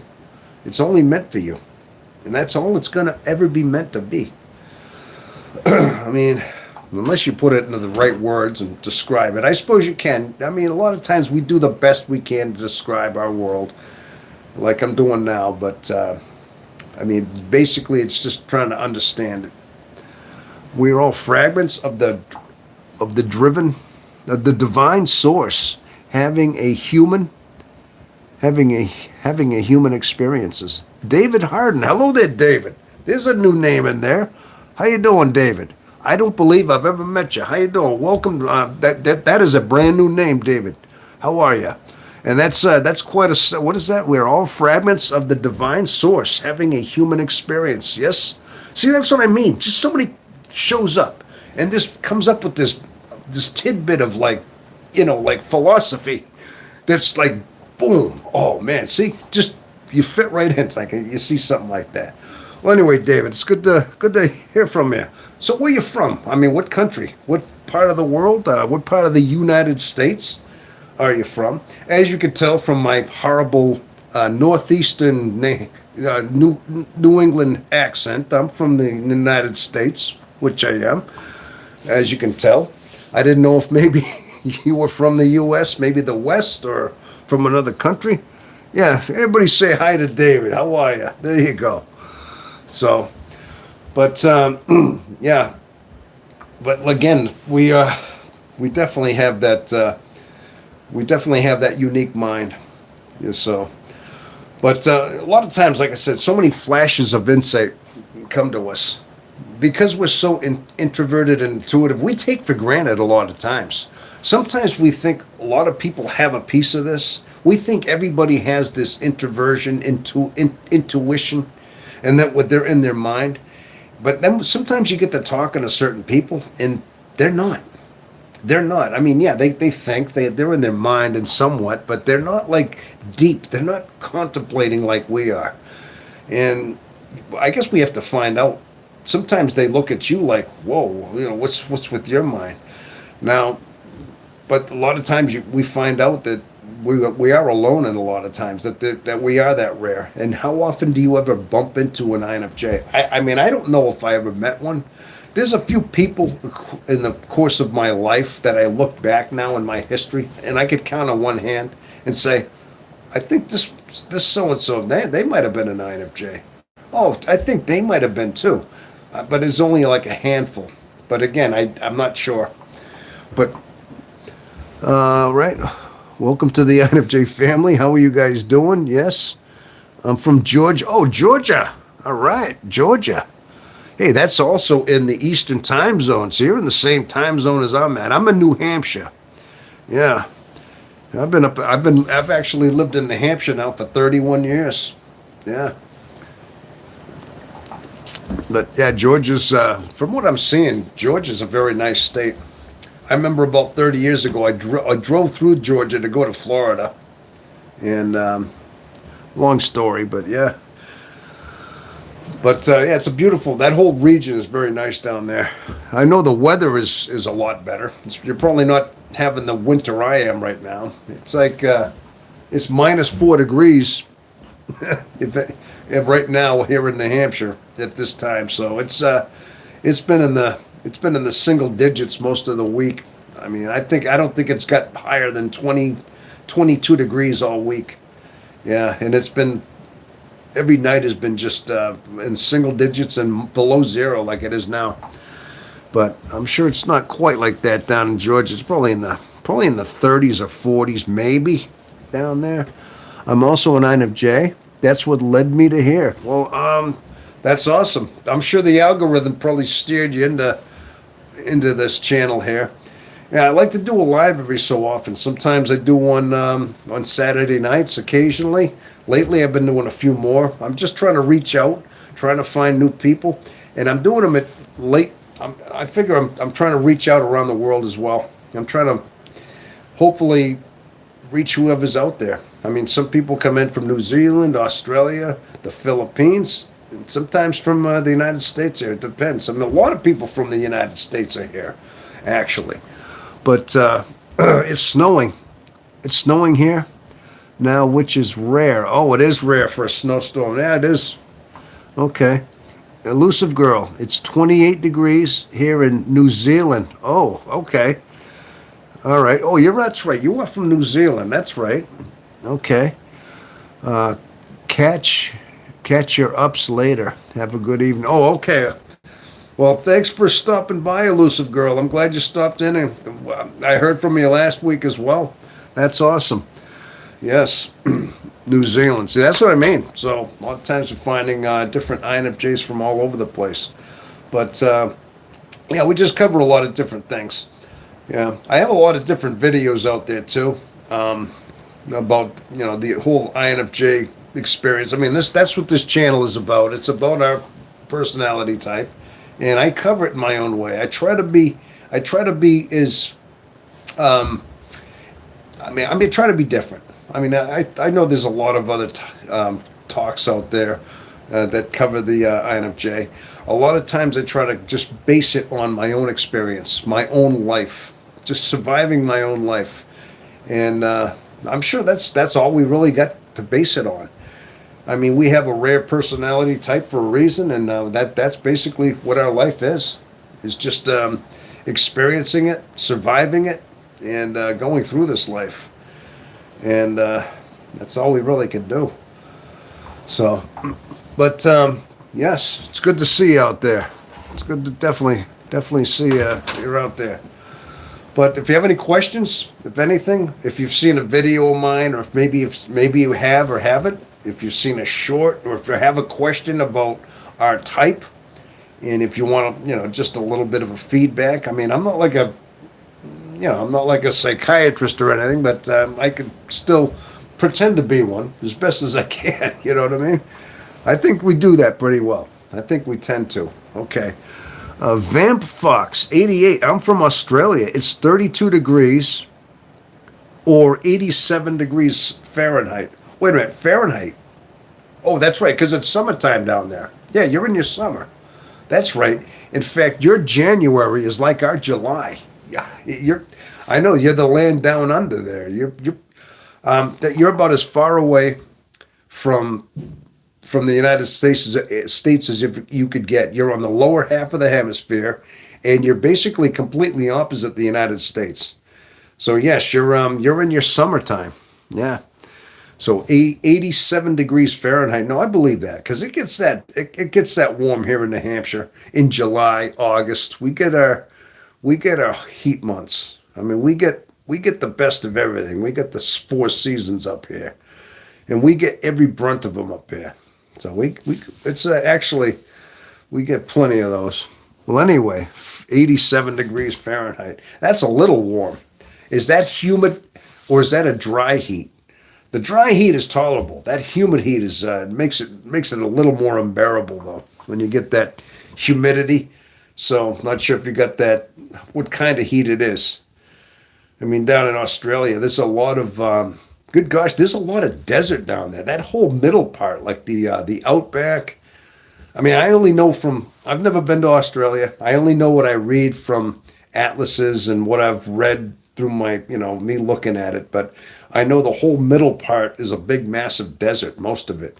A lot of shrubbery, a lot of dry area. And most of the settling population, good majority of it is right on the coast part. It's all just part of it's just all by the water, most of it. But that internal part is, it's very, yeah, it's what do you call it's not very habitable, some parts even, right? It's very deserty and very like a lot of shrubs, a lot of dry area, things like that. But I'm on dry heat at the moment. Okay, dry heat, so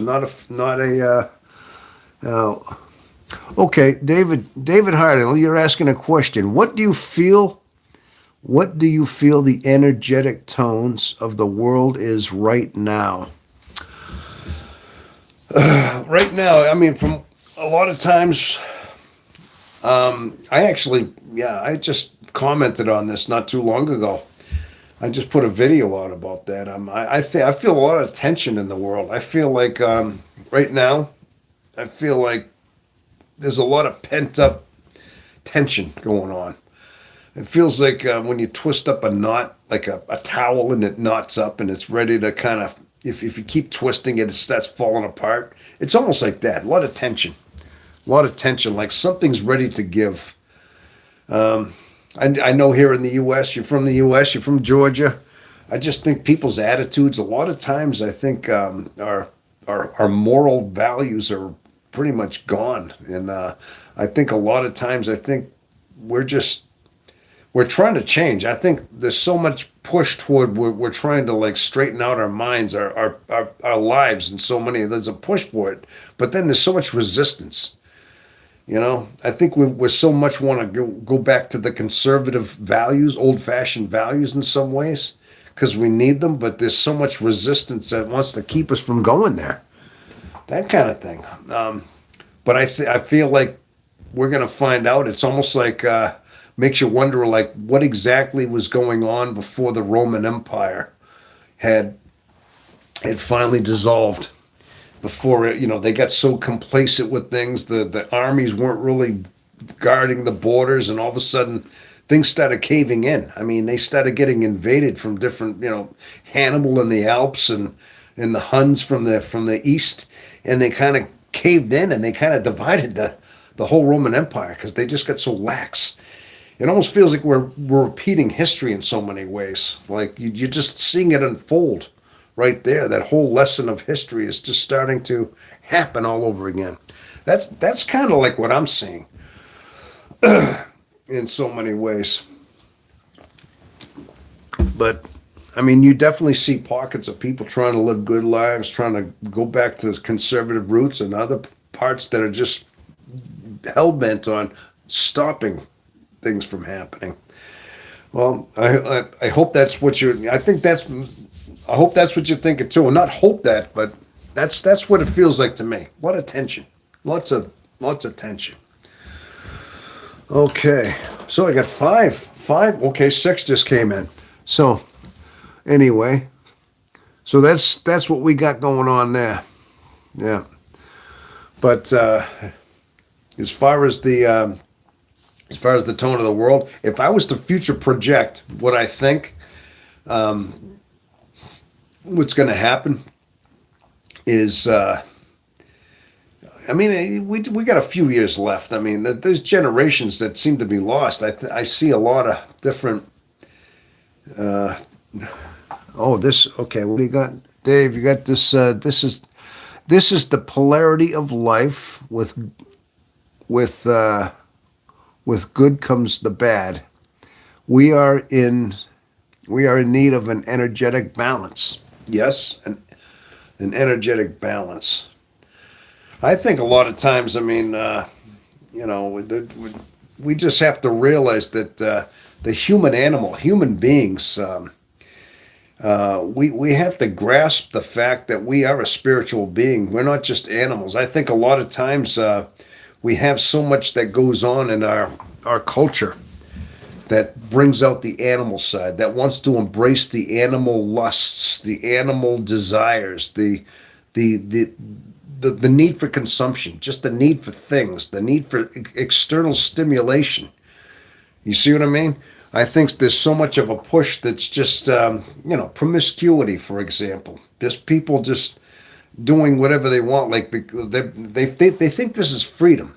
Freedom to just do whatever you want because that's what your freedom is. But in reality, you're just you're damaging your soul in the long run when you just when you don't have restraint and things like that. Because we're not just animals. We are animal. We have an animal body. We have drives. We feel hungry. We feel thirsty. We feel our need to procreate. We feel our need to live that way, to pass on our genes. But we're not like, but we have boundaries. We have a divine side too. We're a hybrid with divine. And that divine side is supposed to be like our guide, our guide that regulates us, that keeps us with moral conduct, with moral guidelines. And I think a lot of times this world lacks the moral guidelines. We don't have them. A lot of times they're just indoctrinated to where there is none. I mean, we got education systems, we have a culture, we have a media system that just says, do whatever you want, indulge in whatever you want. And it may seem fun. It may seem like just live greedily, live selfishly that way. But bottom line is, it's just wrecking your soul because you have no restraint. There's got to be a balance, like you said. Maybe that's the balance you're talking about. Is that we need that balance between our energetic balances. Maybe that's what you're talking about. That's the balance I think is what you mean. At least that's the way I'd interpret it. So, but yeah, no, it's just a shame. I think that's what we need to return back to is we need to have some. We need divine principle. We need basically to have a little bit of spirituality in our life, whatever religion that may be, whether it's Catholicism, whether it's Christianity, whatever it may be. We need some kind of just some kind of understanding that we are created in the image of God, and that we also have restraints that we need to follow within our bodies, within our minds.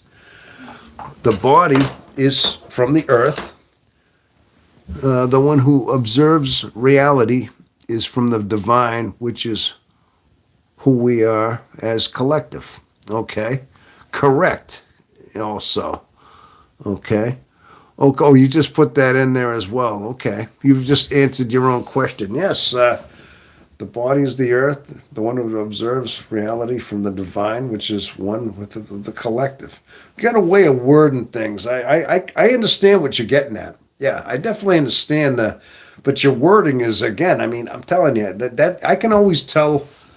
The INFJs have a way of that. Even just a sentence like that is very like it says so much. You can pack so much meaning into something as just like 15 words that you put in there.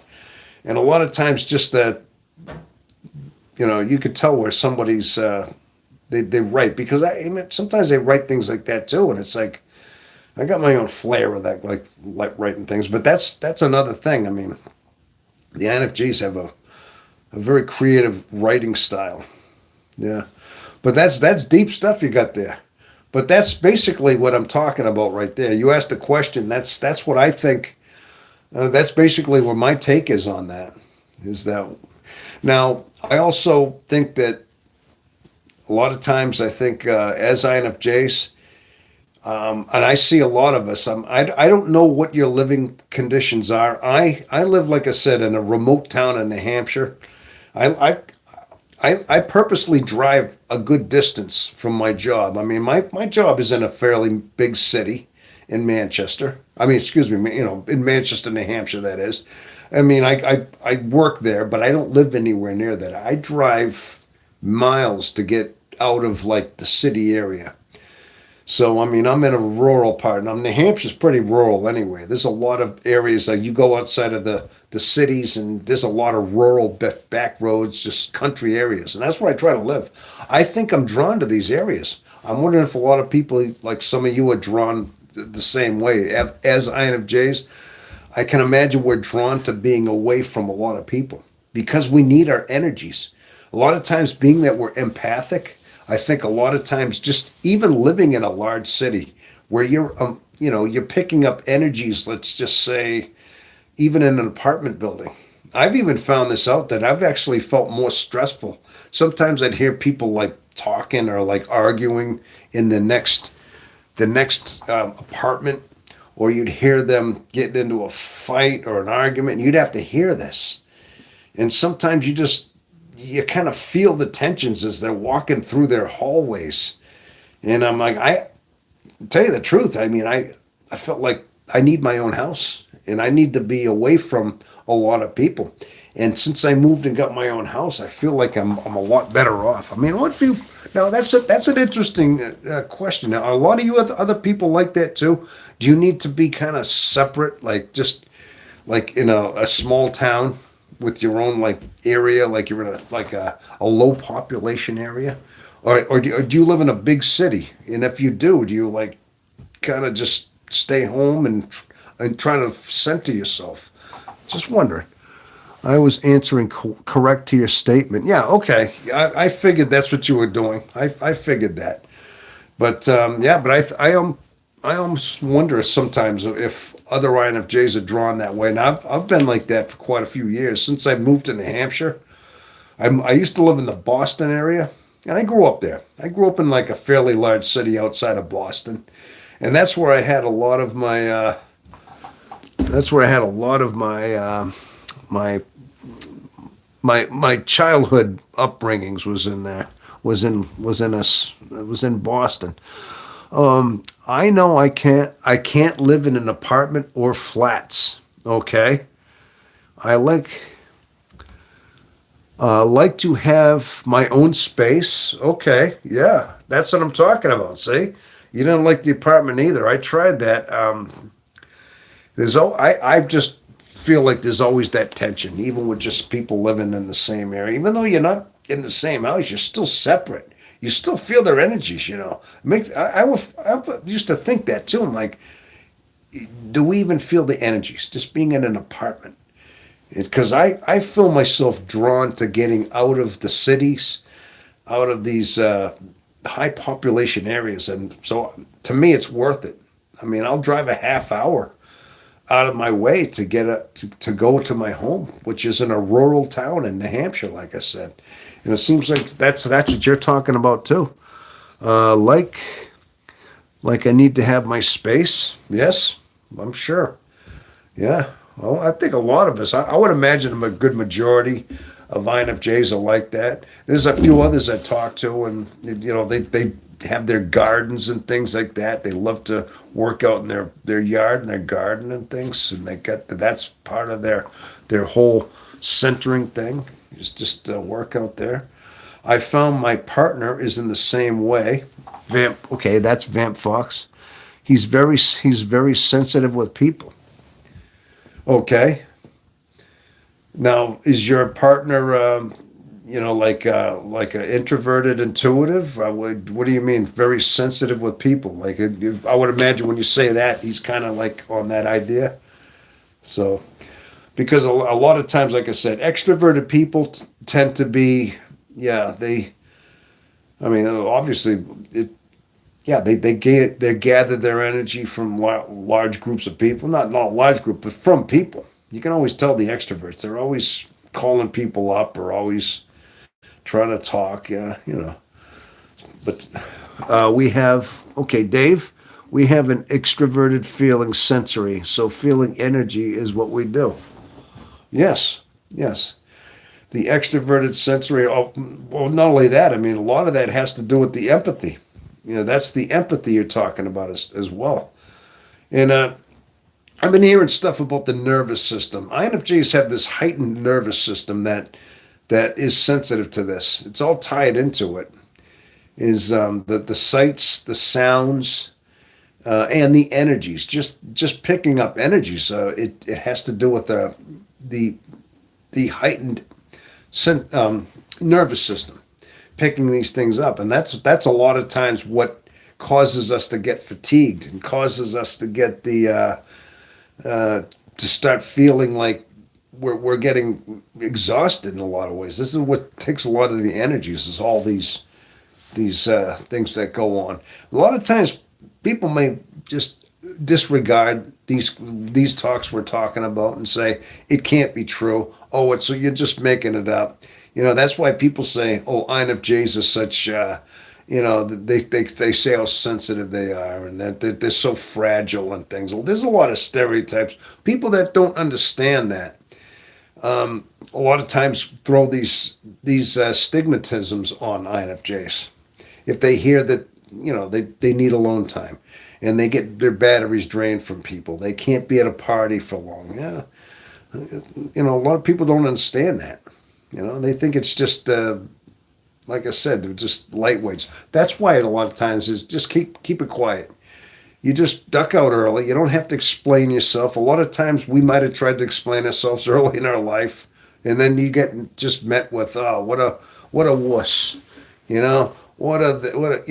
for being like that. So you keep your mouth shut. You just do your thing, and you move on, right? And that's the way you got to be too, right? Oh yeah, we have an extroverted. Yeah. So, well, I can't believe it. I started streaming 111 minutes ago. Good gosh, that's almost. I'm a few hours away from 2 hours. What I'm going to do is, people, I am so glad I met some of your new people. I'll tell you, Dave. I don't know if you're a subscriber to the. I'm not sure if you are or not, but I encourage you if you're new here. If you haven't already, yeah, just subscribe, and if you want, just check out some of the videos I got. I got quite a few videos, a lot of shorts. There's different things I have in there, and I like to do these lives, like I said, sometimes in the week, things like that. So if anybody is new here, that's watching, yeah, try it out at least, or just check out some of the material. And like I said, this is a channel. This is my one and only channel I have right now. And I put a lot of effort into this one, so I try to keep this one going here. That's all. But yeah. But if you're interested, try that out. Oh, thank you. Thanks. Awesome. Yeah, well, that's good. Now, if there's anything, is there anything that you have in particular that you are like drawn to? Like sometimes INFJs, they may be drawn to a certain thing, like they want, they want, like in other words, depression and sadness. Is it something about relationship issues? Is it something about just understanding the mind? A lot of times there's certain things maybe it's a combination of everything, but some of the videos that I've put out there, I try to be very like diverse with different topics as best as I can with the INFJ. And as far as like, there's a few earlier videos about depression and about coping with sadness. Some of it like coping with loneliness. There's a couple in there about why we have a hard time in relationships and things like that. A lot of it focuses on what I would say. A lot of what I like to do is I like to focus mainly on finding peace. INFJs finding inner peace. Some of them, I've noticed some shows focus on how to deal with people, how to relate more to people, how to get along with people, and it's always stuff like that. Like Wennis is like that. You ever heard of Wens? She's got her own show. She's very successful. In fact, she's one of the earlier ones I used to follow.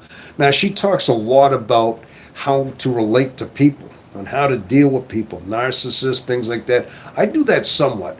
But a lot of times what I like to focus in is my focus is finding your peace, making sure you find your inner calm as an individual, because we are alone a lot. We are introverts first, isolated first. And a lot of times I think we're looking for that inner peace.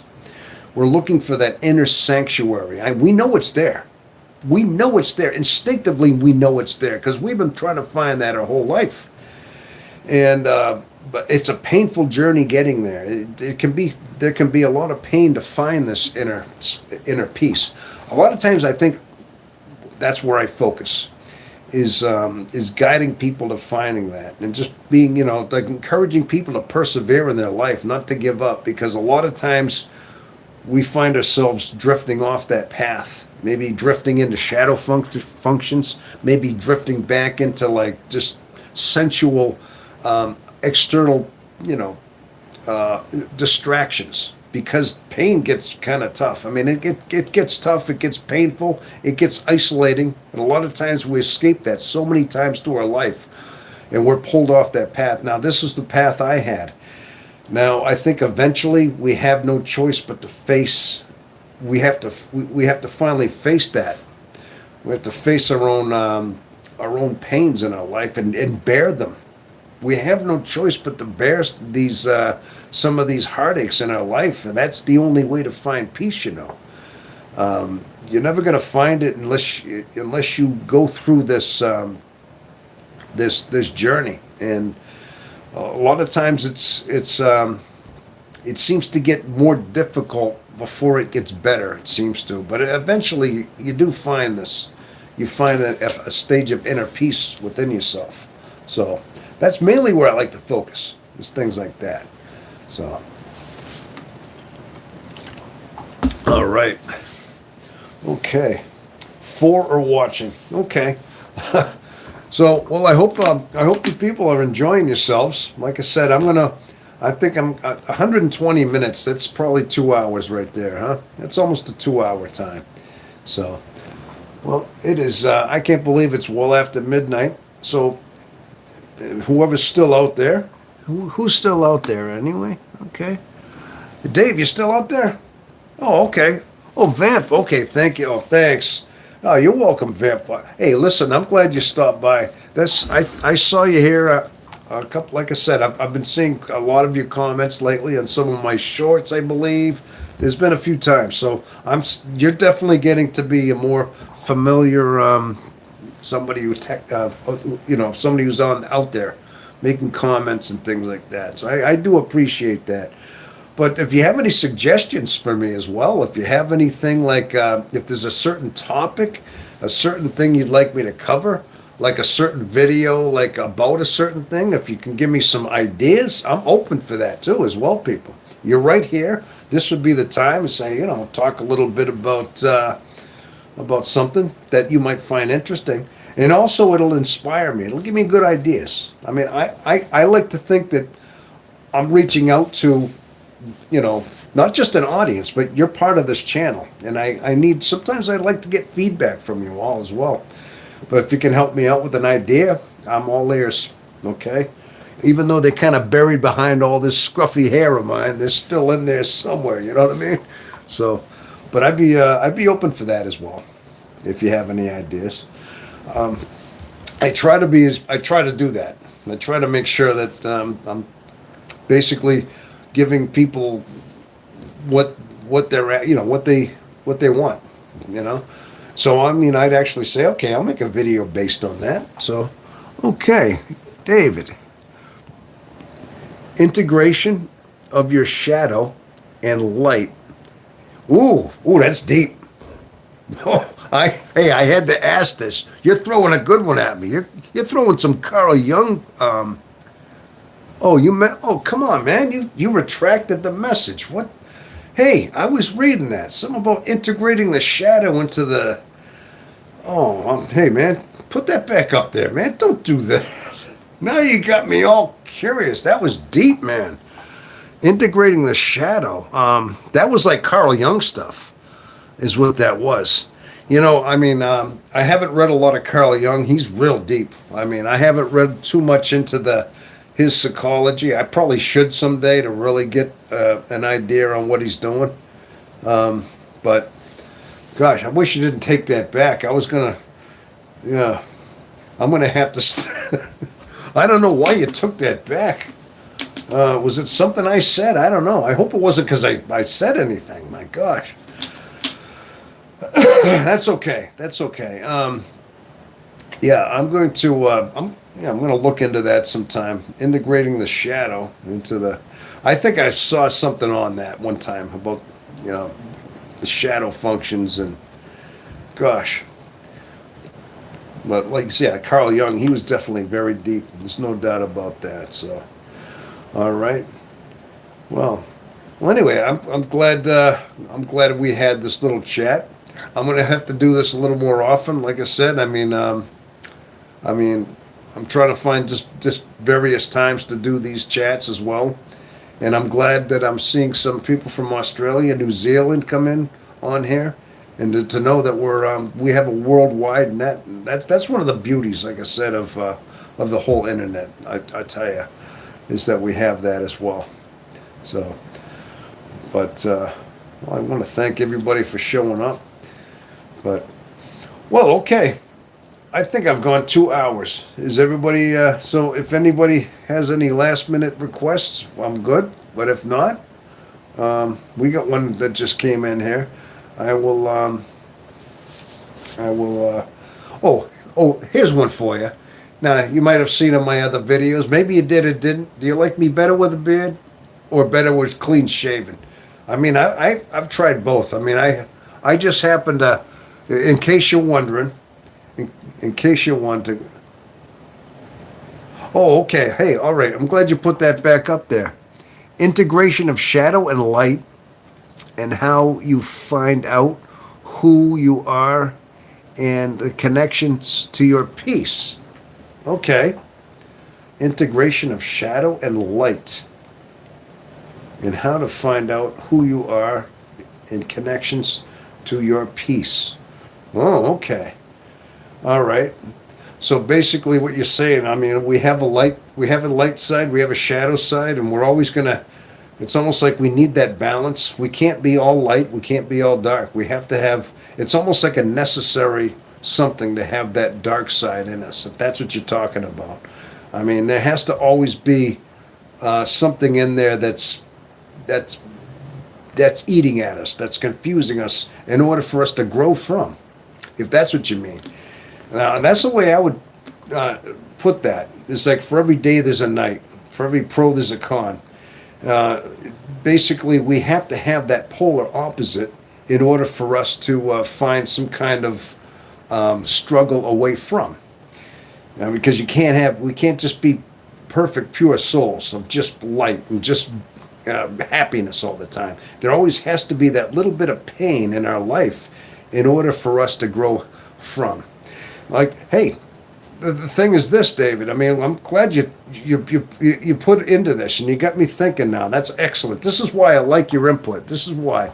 Now, I use this example quite a bit. We got to look at nature. If you look at nature, if you look at just the way the world is built, if you look at the way just everything is naturally, you look at the relationships between the sun and the earth.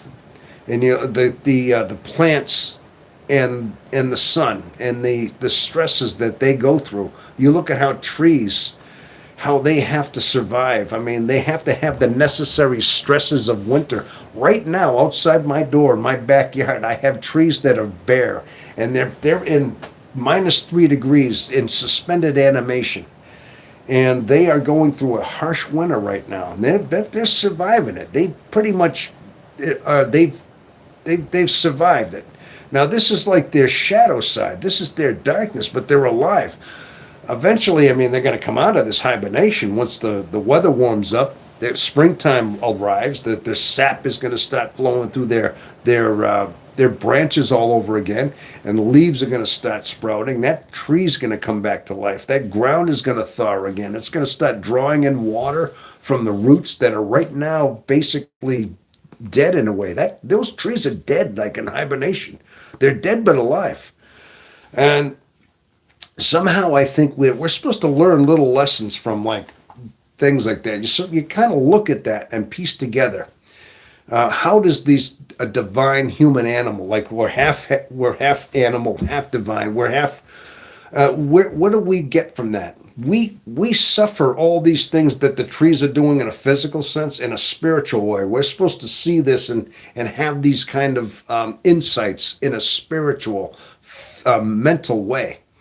This is where our battleground is, in our mind, is in our suffering. Yes, it's somewhat in our body. Yeah, we still have to survive, but we have that intricate balance of of a physical and a spiritual. And so I think that the balance in the light and the dark, if that's kind of what you, yeah, the yin and yang. Yes, okay, you got the yin and yang. I think that's what you're getting at right there. Yeah, that's basically it. But how do you find peace? Yeah, I mean, I guess it's like you said, it's all in the balance. Again, like you said something about balance earlier, and finding that balance in things. And yeah, you're right, because that's where it all lies in there. Is the fact that we find that balance. We can't be too much on this side, too much on the other. Like I said, you need that little bit of darkness in your life, that little bit of struggle in your life in order for you to grow from. And, even the idea of having temptations, having lusts, having things pull you, things, reaching for things that gratify you. But you need these things in order for you to restrain against. A lot of times, sometimes as human beings, we're weak. We're weak-fleshed and weak-minded, and sometimes when we're early on, we always go for the lust, or we go for the outer stimulation, and a lot of times we know it's going to lead us into, like, basically making us, basically it's going to make us struggle more, but we still go that way because we're human beings, but. I mean, it takes a trial and error through the course of a lifetime too, to finally realize that you're going to eventually it's going to do you more detriment, because you gotta face yourself. You're just prolonging your agony in a sense, if that helps. Be the light within the darkness. The light needs the dark to shine. Yes. Well, I mean, think about this too. I mean, you look at the whole balance between the Earth and the sun. You look at the Earth from space, and you see one half of it. We look at the moon, and like when it's in half phase, it's a perfect one half where there's a dark side of the moon. No Pink Floyd reference. I'm just saying there literally is the dark side of the moon, and then the other side is light, perfectly light. Our Earth is like that, but we're in this perfect, like, it's perfectly rotating, like symmetrically. And it's going the same speed. I mean, it takes 24 hours for it to spin, and every part of that Earth is getting just enough sunlight. But if it got too much sunlight, everything would burn up, everything would dry up, and everything would be a desert, and we'd be basically cooked. So we have to have it like a rotisserie. It's almost like that rotisserie chicken you got in that oven it's got to go slow, and it's got to cook everything even. That's the perfect balance that nature is showing us, is that but the balance between the light and the dark, and how it has to sustain that. There you go. Now you just steered me into a whole example of nature on how we need that perfect balance of light and dark. This is always conflicting in our soul as well. We're supposed to see this, understand these examples of nature, science, physics, metaphysics even, and just put all these things together and how it relates to our soul being that ultimate battleground, our ultimate mind being that light and darkness. But like I said, the temptation versus the restraint from that. It's all part of that whole spiritual, mental balance that we have to find. So, yeah. But anyway, that's you just steered me into some good things. See how it just all that spawned from that question. And that's again, that's why I like these questions, and it gives me something just to focus on and answer. And now that you have brought that up, I could probably elaborate that more on a video. I mean, I'm talking now. Basically, my videos are just me talking right now. You know, I come up with an idea, I write things down, I try to come up with that, but a lot of times it's just very like as I'm thinking, as I'm coming out, and I'm sure we're all like that. Our mind is thinking because we're starting to, intuition starts working, and then we start knowing what we know from what we understand about life, and then it just starts piecing together. Then our logic takes over, and then it just starts going in there. Then our intuition, our soul starts kind of mixing in with that whole thing. And you see how you take little bits from nature, from this, from that, and then you go into your spirituality. It's like it's all kind of thrown in there. But it's all similar. It all has the same kind of same, basically the same meaning. I'm losing my. Okay, so that's basically. But that was a good question. But how do you find peace? I guess it's like that said. I mean, think about that whole rotisserie of the world of spinning. Too much sun isn't good; it'll burn us up. And too much light, too much darkness. If it was dark all the time, yeah, there'd be trees would have nothing either. I mean, there would be no photosynthesis. It would be cold all the time. It'd be like living in, yeah, we would die either way. So we have to have that perfect rotating balance. And I guess a lot of times, I mean, that rotating balance has to be part of what our soul adapts in a spiritual way. That perfect balance. It is in the balance, though. It is. Excellent point. Wow. So sometimes things just pour out of you. I think that's that's part of what the deep conversations are all about with us. Is that we just like to, you know, you find an audience. Sometimes you find people you can talk to, and so much as that is just in our mind, just going on all the time. But we keep it in because a lot of times people don't want to hear this. And we learn from through most of our life. But most of us do like this kind of talk, of course. Right?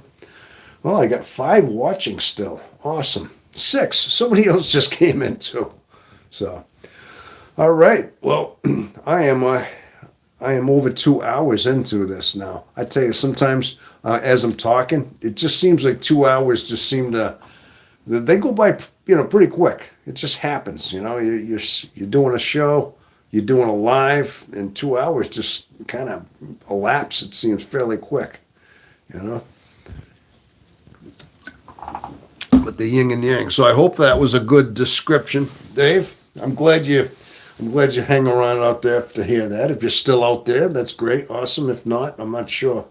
But all right.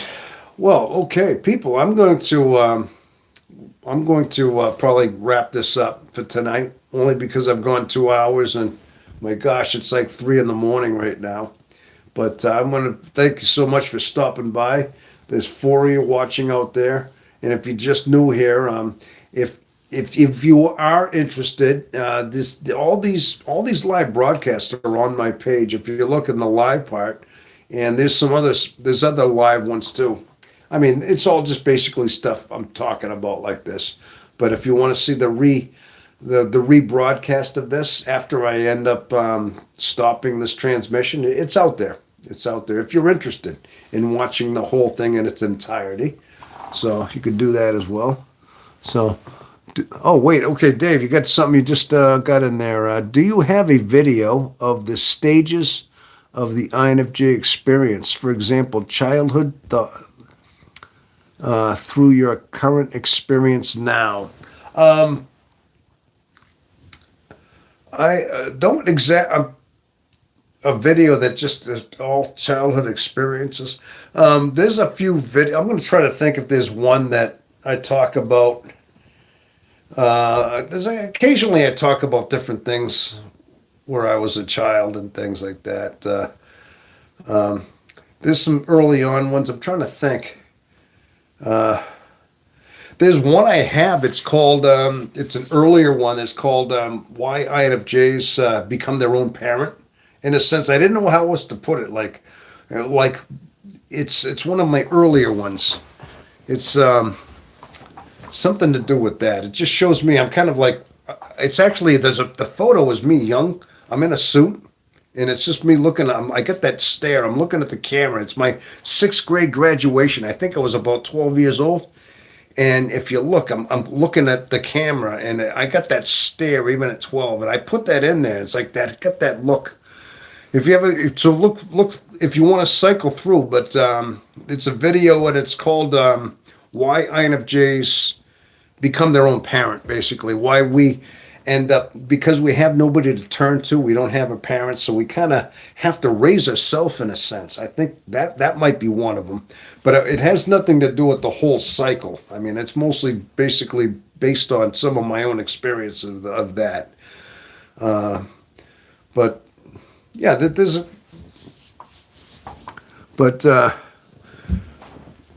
so I got that one. But there's a couple other ones. There's a lot of my early videos that didn't get a lot of views, only because when I was starting out, you know what I mean? Wasn't well known, so I was only getting a handful, less than 100, less than 50, some of them 30-something videos, only because nobody knew me. And then when I started putting out more videos and they got a little more exposure, and then they were getting like 100 here and there, couple hundred and stuff as I went along. So, but some of the earlier ones aren't bad. They're just they probably don't look as appealing because they don't have a lot of because they were early videos that just didn't get all the press, I guess you could say. But you could try that one out. There's a couple other ones. I mean, there's quite a few, and there's tons of shorts and things like that. But I'd say. Like I said, just there's quite a few out there, Like I said, there's a couple other ones, like early on ones. I try to, sometimes I think those are, they're kind of bad. For me, I'm thinking, gosh, I mean, I was just starting out. I was just trying to find things to talk about, but, some of them aren't that bad, really. But, okay. All right. Yeah, but that's one I could suggest. But like I said again, I appreciate all the support I've had so far. And if anybody's out there, anybody else that's new would like to subscribe, you can do that as well. All right. Okay.